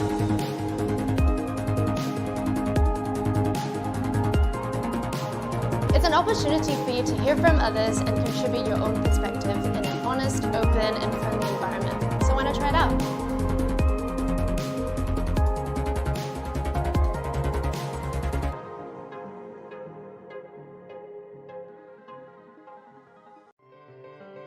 My friend introduced me to Alpha. I learned about Alpha from my wife, a restaurant owner, which my parents and I have a dinner there, and she's actually kind enough to share the details of the Alpha with us. When you have question, you can go to Alpha because there a lot of people will come. When you put forth your question, they will clarify your answer. See the same thing in different manner and from different perspective you can see. I benefited from the Alpha course through growing spiritually and sharing my ideas with other people and basically meeting so many other people. I'm able to stand up from falling into depression, as I've lost my son not too long ago. What I learned when I joined Alpha is to ask questions, which can be difficult even for people like me who's grown up in church, but in a safe environment where you can discuss things that you're not sure about or work through your doubts. Nice game, nice people, so I had a lot of fun also.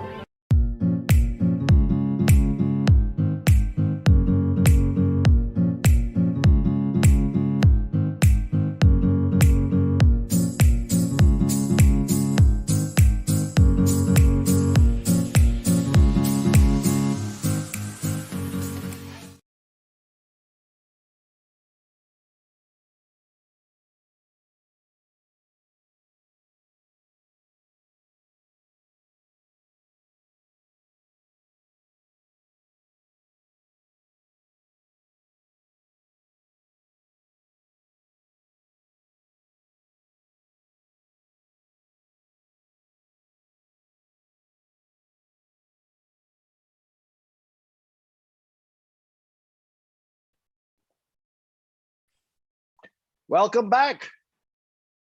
Now, please, this is a scientific forum. I've got a lot of folks, some of my patients are now wearing this wonderful device around their neck.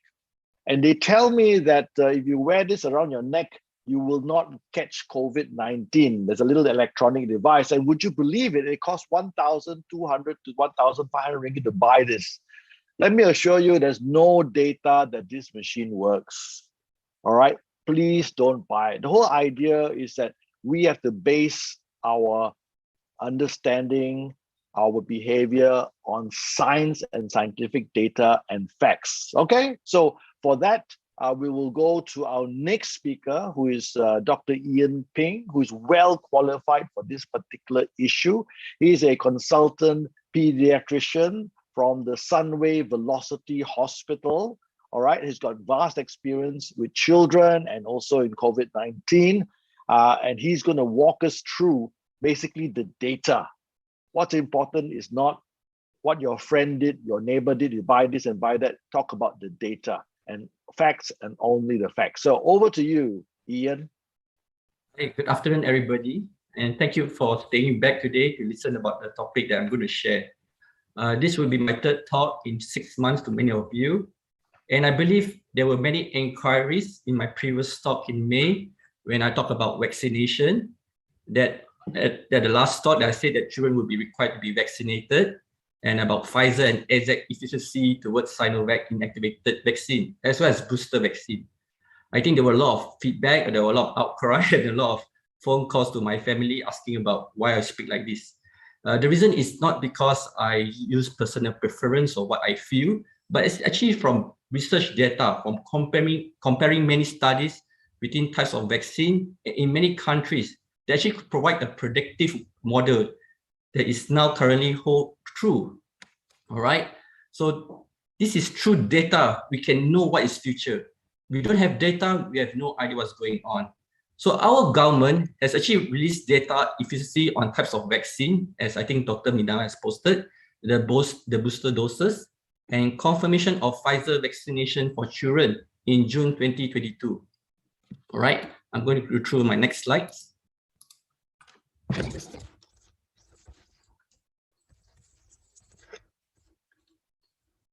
you see my slides?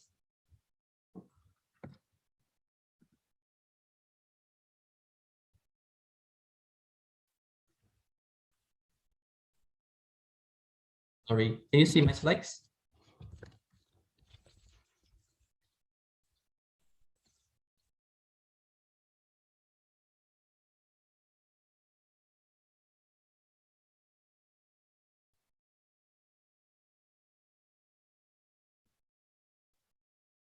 Okay, so next slide, please.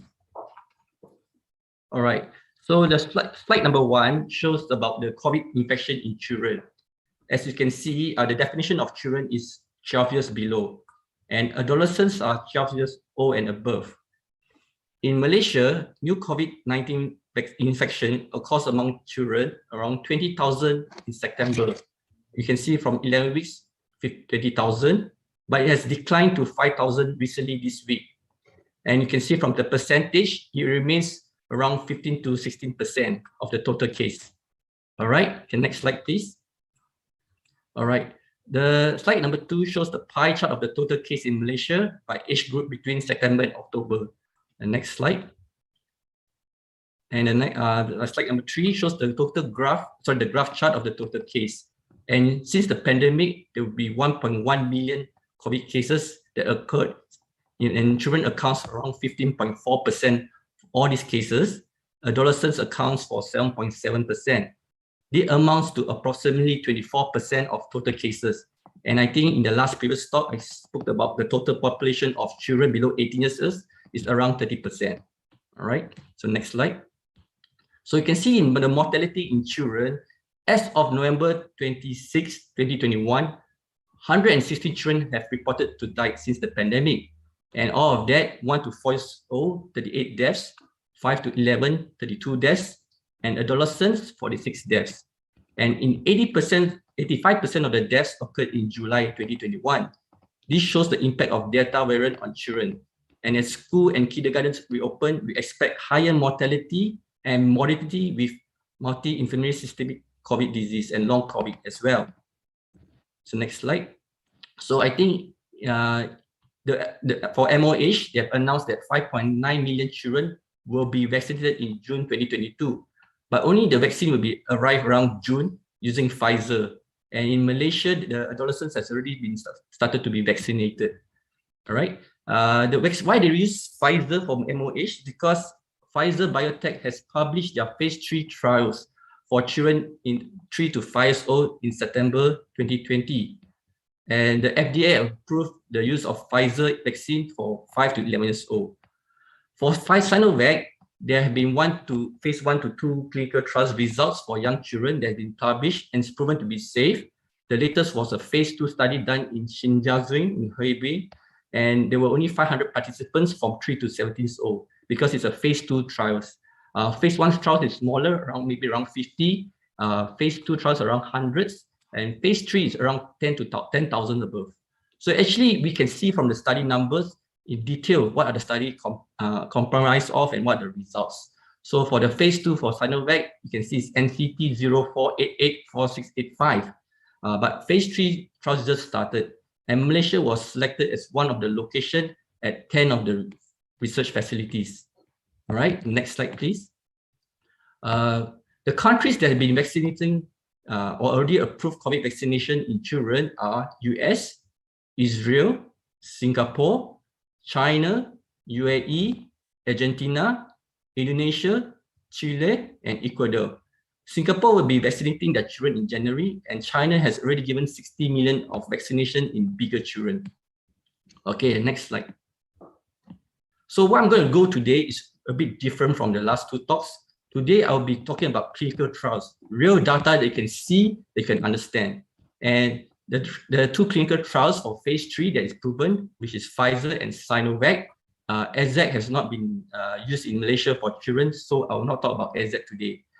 To go through what clinical trials which composed of, for those who are not in medical or clinical trials, it contains a study description, which means an objective to the study. It contains a study design or methodology. It has an arm and intervention, which means there's an experimental of the drug versus a placebo. There must be an outcome measure, which is a primary outcome and a secondary outcome. Usually the outcome they measure is effectiveness, and sometimes they measure safety. The third thing will be eligibility of the criteria, which they will say who are included to the criteria as well as exclusion. And lastly, all these studies will have context and location. The reason why I show these trials is because, the next slide, sorry, is that it's actually wiser to rely on real data, robust data from randomized controlled trials, not from WhatsApp forwarded by other people or perception by certain people. For example, in garlic, in hydrochloroquine, and in ivermectin, there are many unbacked claims about data that they say, and this is proven to be wrong. So next slide. So next slide I'm going to show you is about the Sinovac trial phase 3, which is ongoing. There are 339 study location. It's done by the Sinovac team, and the principal investigator is Alexis from Chile. And you can see the trials number is NCT 04992260.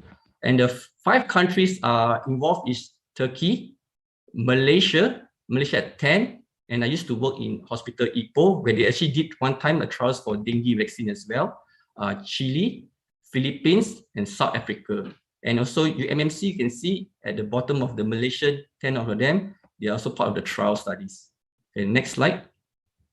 So from these trials, you can see the intervention, the description of the objective of the trial studies is to check about inactivated COVID-19 vaccines, whether it's effective or not. All right. The trial study shows it's actually a multi-center, randomized, double-blinded, placebo-controlled phase 3 using 600 standard units of COVID antigen, which is actually derived from the virus cells from monkey kidney cells.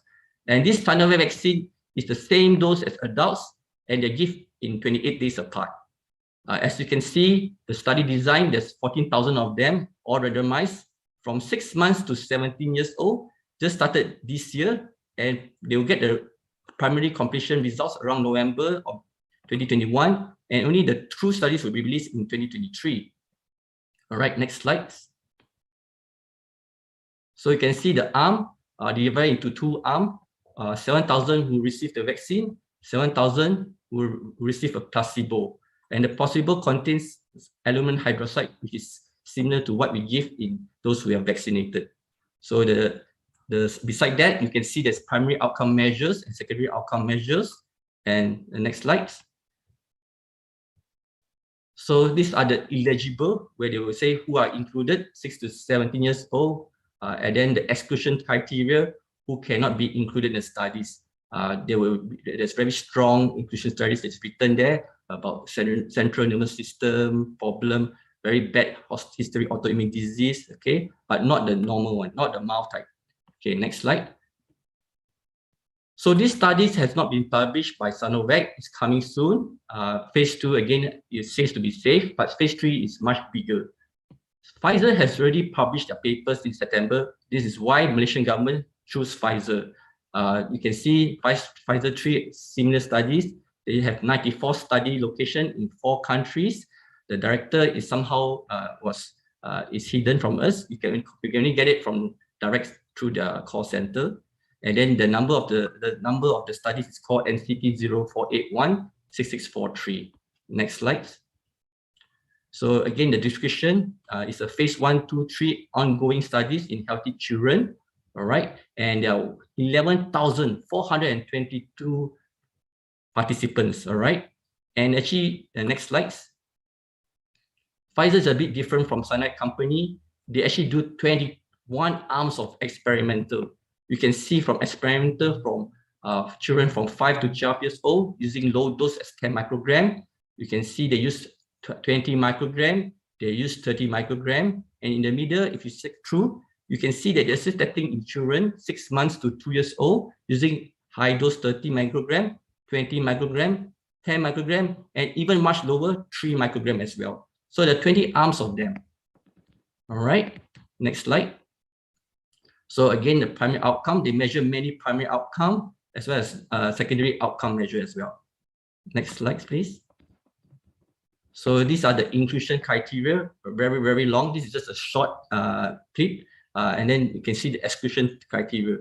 They don't exclude just very sick people. They do exclude those who have difficulty in following up, like psychiatric problem. But children with, let's say, mild diabetes or mild asthma, they include in their study. They do not exclude all of them. So there are many, many children with comorbidities that are actually given vaccine during these trials as well. Next slide. So this is the first one study which was published much earlier. The 50 children were screened. One was excluded because they did not meet the eligibility criteria, and 49 of them entered studies, and they were divided into 3 groups. One was given 10 microgram. Second arm was 20 microgram, and another 16 of them was given 30 microgram. And after that, they found out that the 10 microgram was as useful as 30, which I will show it to you later. Next slide. So these are the results of the phase 2 to 3 trials, which they actually went through. 2,316 children were screened. 31 was excluded because 5 withdrew. 26 didn't meet the eligible criteria. 2,285 went through randomization. 1,528 was given the vaccine of 10 microgram. And after that, 2 doses, a few dropped out from it. So total was only 1,510 that completed 2 doses. The same as placebo. 757 was given placebo, and after that, after 2 doses, only 746 they completed it. Next slide. So you can see from the table 1, the demographic and clinical characteristic of children in phase 2 to 3 trials. 1,518 was given vaccinated. 750 was only given placebo. The majority of it was, you can see from the data, 52.6% were male. Most of them were whites, 80%, but there are Asians who also given vaccination and also placebo, which is around 5.9%. The countries that fall were participating in the 96 locations were United States, majority 70% of them. There were Finland, Spain, and Poland. And the age of vaccination was, the median was around 8 years old, all right? And the range group was around 5 to 11 years old. There were 11% of them were obese, and 20% of them had comorbids in both the vaccinated and the placebo group. And the last bottom line shows that they actually tested children before vaccination, whether they were COVID patient before, they were positive for COVID. And you can see at the bottom line, there's a definition of children who has positive COVID before taking the first vaccine during these trials, or the placebo, is that the positive COVID is defined as a positive N-binding antibody or a positive N-nucleic acid amplification or a medical history of COVID-19. Next slide, please. So the common side effects reported at phase 3, this is compromised in two part of side effects. One is called a local. So they usually complain of pain. It's the most commonest side effects of the vaccine, as well as placebo, the redness and swelling. For systemic, it means rest of the body. Most of them complain of tiredness, headache, muscle pain, chills, fever, and nausea. Next slide. So you can see in phase 2 to phase 3 safety, you can see figure 2. The top one shows about local reaction, dose 1, and then dose 2. Dose 1, you can see 70% of children complain of mainly pain in those who are vaccinated. Placebo also caused a pain, but 31%. 10% had swelling on the first dose, only 3% in placebo. 50% had redness in the vaccine, 6% is placebo. Those two, you can see that there's also significant pain during the second vaccine. But for placebo, there's also the same pain as 29% of them, which is also similar for the swelling and redness comparatively to the first dose. For systemic event and use of medication, you can see the commonest side effects is fatigue. In vaccine, it's around 34% per first dose. And it's true that second dose, they are more sick. They complain of more side effects systemically. They are more fatigue after the second dose. Also for headache, 22% in vaccination after the first dose, and the second dose, 28%. But bear in mind that even if you give a placebo or an inactivated substance, even children mimics the effect of placebo effect in adults. That means they think that they're having the vaccine. The body reacts as a placebo, as thinking that it is a part of a vaccine or some foreign body in the body. So this is something very, very interesting that children also follows the adults of having the placebo effect. So yes, you have reaction if you have the vaccine, but it's not necessarily true, as is proven in the safety profile of the side effects of the studies. Next slide. Next slide, please.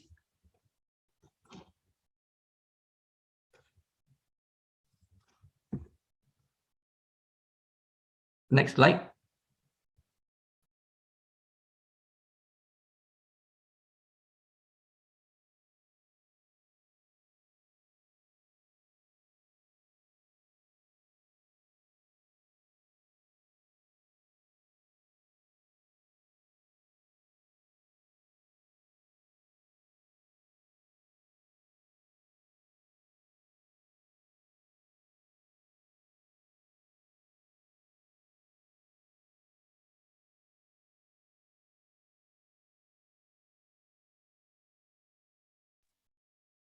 Basically, the next slide. Next slide. Just this to show that the antibody before that, sorry, before the next slides, the previous one. To show that the first dose of 10 microgram, which is lower to adolescents, you give a lower dose, same antibody titer compared to children and adolescents. Next slide. So this is just a diagram to prove that there is actually an effect compared to having the vaccine and compared to placebo. And next slide. So this is just to show you that the efficacy of the vaccine, 92%, after 120 days only 3 of them get COVID-19 among the vaccinated group compared to placebo. 16 of them after 120 days got the COVID-19. Next slide. So what's the benefit of children getting the vaccination? The vaccination is very important because it stops the infection that causes COVID-19 and also possible mutation. The vaccine avoids children from getting very sick. You avoid long-term complications from COVID-19 and MISC. I think I have one patient who had COVID and 1 month later developed very low platelet, which needed IVIG and steroid rescue. The benefits of having vaccination in children also prevents other children to get COVID as well as elderly people, because children are now one of the biggest spreaders of COVID-19, as you can see from the previous slides. Next slide. So these are the benefits, very good benefits. I know that there are very concerns about myocarditis. The dose for pediatric in children 5 to 11 is only 1/3 of the adults and adolescents, only 10 microgram. There were no reported cases of myocarditis during the trials. So the risk of myocarditis is much lower in children. Next slide. So in adolescents in the US, it's already proven that from 12 to 18 years, if you take the vaccine, 93% of them don't get so sick, they don't get serious illnesses. 97% of them are admitted who are not vaccinated, and none of them were in ICU because of COVID after taking the vaccine. Next. So how good the COVID-19 vaccine is? I give a lot of other vaccines like hepatitis A, meningococcal, rotavirus. So giving COVID-19 can actually prevent 66 deaths, within 1 year itself in most of the places. All right, so it's very useful vaccine to prevent death in children compared to other vaccines that we give. Next slide. So what the difference? These are the vaccine that the information that I get from America, which is provided by my mentor, Dr. Amma. So for adults, it's slightly different from children. The children one is 5 to 11, orange cap. The dose is much lower than the adults, which is only 10 microgram, 1/3. The volume itself is lower, 0.2, and you can use 10 doses per vial. Next slide. So the vaccine itself is more stable now. I think we talk about difficulty of Pfizer storing, and they actually make it more stable. They have trace buffer, and there's a slight difference between the adult vaccine ingredient compared to the children one. The difference are that children, they use acid stabilizers, which is very safe for children compared to adults, which use salt. Potassium chloride is one of them. The salt that is used for adults vaccine. Next slide. So the vaccine itself in Pfizer does not contain any mercury, no antibiotics, no ivermectin, no tissues like aborted fetal cell, no protein like eggs. Does not contain any metal and no latex. Next slide.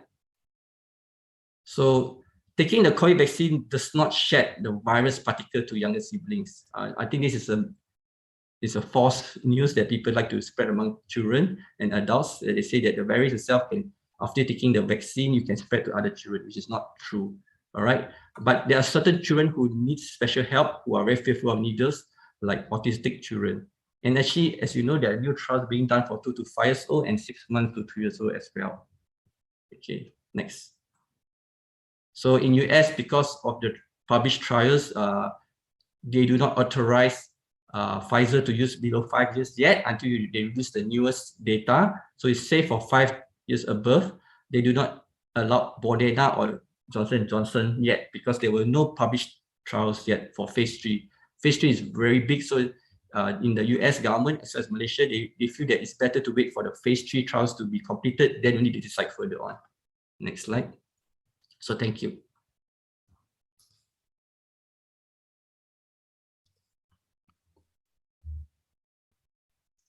Okay, Dr. Ian, thank you very much for that very detailed journey into the world of vaccination for children. Now, let's do some questions. Can I vaccinate my young children with Sinovac, Sinopharm instead of Pfizer? By O.C. Ho. Yeah, so as you can see from the data, in phase 2 of 500 children, it says it's safe for Sinovac above 5 years old. But Malaysia government wants to wait for the phase 3 results.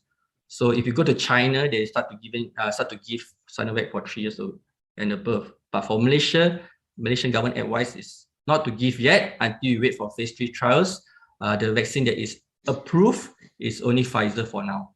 I think in the future, yes. But right now, it's safer to wait for approval. Okay, right. So do you think if the schools are open, should your child be vaccinated before the schools are open next year instead of waiting for your particular choice of vaccine? Which is more urgent? Yes, I think vaccination before going to school is very important. But unfortunately, in children, they are a special group of people that we need to have a very strong care. So in Malaysia, again, we have to wait for Pfizer for 5 years and above until Malaysian government approves Sinovac for 5 years and above. But in future, I think, again, I mentioned, they're going to approve it sooner or later. So it's best to vaccinate before you go to school, if ideally. Right. But because of the vaccine limitation in children, the stock, they have to wait until June. So there were a lot of debates about saying, try to divide the adult Pfizer into smaller dose, But to divide that, again, I mentioned that there are different ingredients. So the government has to go through a pharmaceutical company to ask for approval because they do not want any side effect in children. Children are the one that is very precious. It must be very safe. The data must be very concrete before we give anything to children. That's why it's much, much lower than adults. Are we seeing any of those Pfizer side effects in young people or myocarditis and in children? I think like Dr. Nirmala has mentioned, she has not seen any yet. But clinically, I've not seen any yet. But many of them complain fatigue. It's evidenced by the research papers that I just showed to you. Many of them will complain very bad pain and headache and fatigue. And what about the actual death rates that you've actually shown up on the screen? Yeah. Are they much worse than influenza or is it about the same?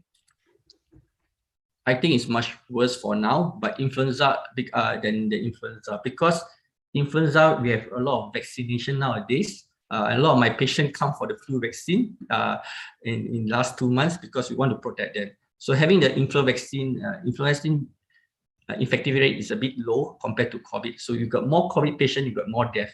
So influenza is less now. So currently, of course, COVID death rate is slightly higher than influenza.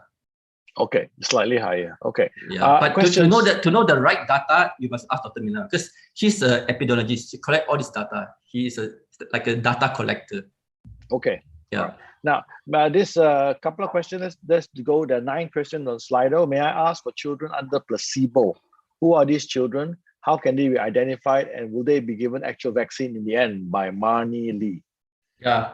So I think a lot of my patients who ask me, doctor, I heard that they're giving Sinovac in some of the clinics and some of the hospitals. Yes, these are under trials. And I used to be one of those who helped in trials in dengue vaccine. The children, the patient and doctor does not know who got the vaccine or who got the placebo. There is a consent voluntary form. They were signed to say they volunteer to be part of this research. None of us know because it's double-blinded studies, and we are allocated to the vaccine jab, and we just give. It can be a placebo, it can be a dose of the vaccine, and the parents know that they may have the vaccine, they may not have the vaccine. So the question a lot of them ask: why would family volunteer, and why would doctor give such thing? Because the parents and the doctor knows that we are doing something good for people. They're trying to help other people by trying to take this medicine. So the placebo is very important because it proves whether the vaccine works or not. Just like ivermectin, because there's placebo and there's ivermectin, they realize that there's not much statistical differences, same as vaccination.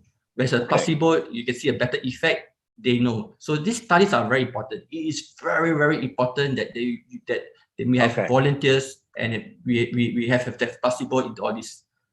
Right. So next question is, my child is 1 year plus. When will the vaccine be available for this age group? And how, if not, how can we best protect them from COVID? Jason Tan, very practical question of a very anxious young father. I think, as I said, the group that are going to be vaccinated last will be 6 months to 2 years because they are the one that we are most afraid of side effects. So you can see from 5 to 11, then after that it'll be 2 to 5, then it'll be 6 months to 2 years old. So I think the vaccine for infants is going to be very slow. The only thing that you can protect is to avoid exposure to COVID. I think the Senate that we mentioned in the last talks before is that reduce exposure risk. It's all about risks, you know. If you go to a crowded place, you have high risk. If you do not wear a mask, you have it's a higher risk. If you touch the baby without cleaning yourself, and you know, these are all risks. I think the best is to minimize risk by protection, which I think we have gone through the last 1 or 2 talks. Okay. Right. So the next question are probably not in your wheelhouse, but since Prof. Nirmala is not with us anymore, but we try to answer this. Herd immunity is not going to be achieved according to many research. What is your opinion, by Mr. Ng Chiang Lee? Yeah, I think it's not herd, it's herd, H-E-R-D. Okay. So herd immunity must be very high, right? It must be very high, and yeah, it's definitely not going to be achieved. So that's why it's very important to be vaccinated. It's like influenza, you're not going to have herd immunity, you know, about it. So vaccination is very important, because I think they didn't describe is that the only way we can measure for now about effectiveness of immunity against COVID is through antibody. But as Dr. Peter knows, there are actually 2 types of immunity. One is called humoral, which is the antibody. We can measure antibody, but we cannot measure something called cellular immunity, which is actually the T cells. We can't measure how the T cells attacks the COVID, how it attacks to the S protein, the spike protein of COVID-19. So that's why a lot of people use antibody. But like Dr. Nirmala said, antibody testing is not significant enough to say that it's ideal for as a true marker of antibody immunity against COVID-19. All right. When we visit vaccination centers, the vaccines are left at room temperature. Are these vaccines at room temperature still valid to be used, by Arthur Gunn?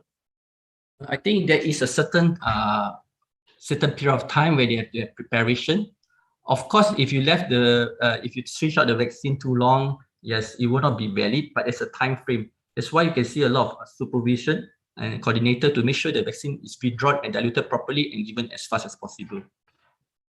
Okay, the next question. Oh my goodness, this is for Prof. Nirmala. So I have 2 vaccines, doses of Sinovac, a booster of Pfizer. If I need in future booster, shall I continue with Pfizer, or can I opt back for Sinovac? That's a very interesting and important question, isn't it, Ian? What do you think? Yeah, I think Malaysian data, Dr. Nina said that if you take 3 Sinovac, the risk is lower, 75% compared to 5. So if the risk is higher compared to Pfizer, which is 95%. I think it's about risk and benefits, right? It's like taking on an aeroplane, when people crash at time, everybody's afraid, I don't want to take aeroplane, but aeroplane is much safer than cars, right? So I guess if for people, like again, we talk about risk and benefit. If you are a high risk group, like, doctors or elderly, you want higher protection. So of course, ideally as a doctor, I would advise you to have a higher protection, which is Pfizer, all right? If you want to have Sinovac, by all means, Sinovac is good, but data even from Malaysia itself says that Sinovac is slightly better than Sinovac. So having vaccine is better than none. That's the most important thing. Whether you want to have Pfizer or Sinovac, you can think about it by going through data and decide whether it's good for you. Talk to your doctor about it. Talk to your medical personnel who advise you and check on you to give you more data. Yeah. So okay. Yeah. All right. So the next question, I don't think is appropriate.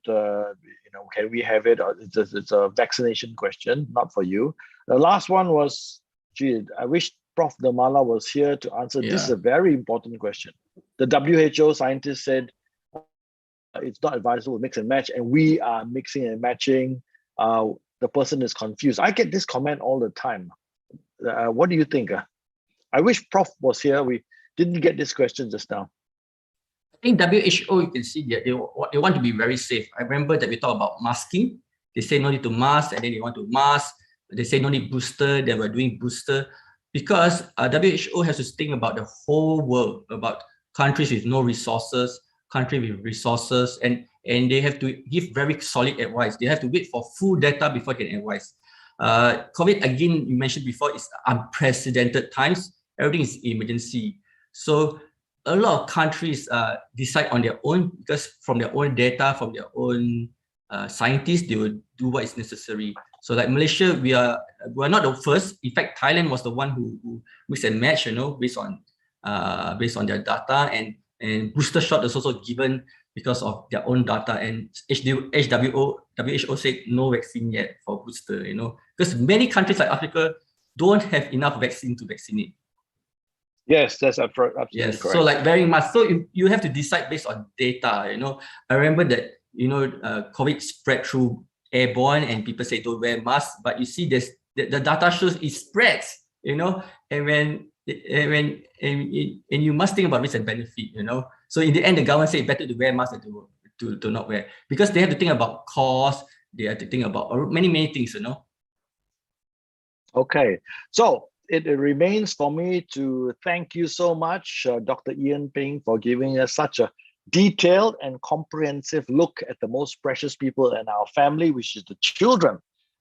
So the bottom line is that when the time comes, we should vaccinate our children to keep them safe. So Dr. Ian, thank you for being with us again. We wish you a good day. Thank you. And we'll look forward to seeing you here the next time we have more data. To all our expert panel today, and to all of you who have been participating by your many brilliant questions, we are very thankful for you to be here and making this program a success.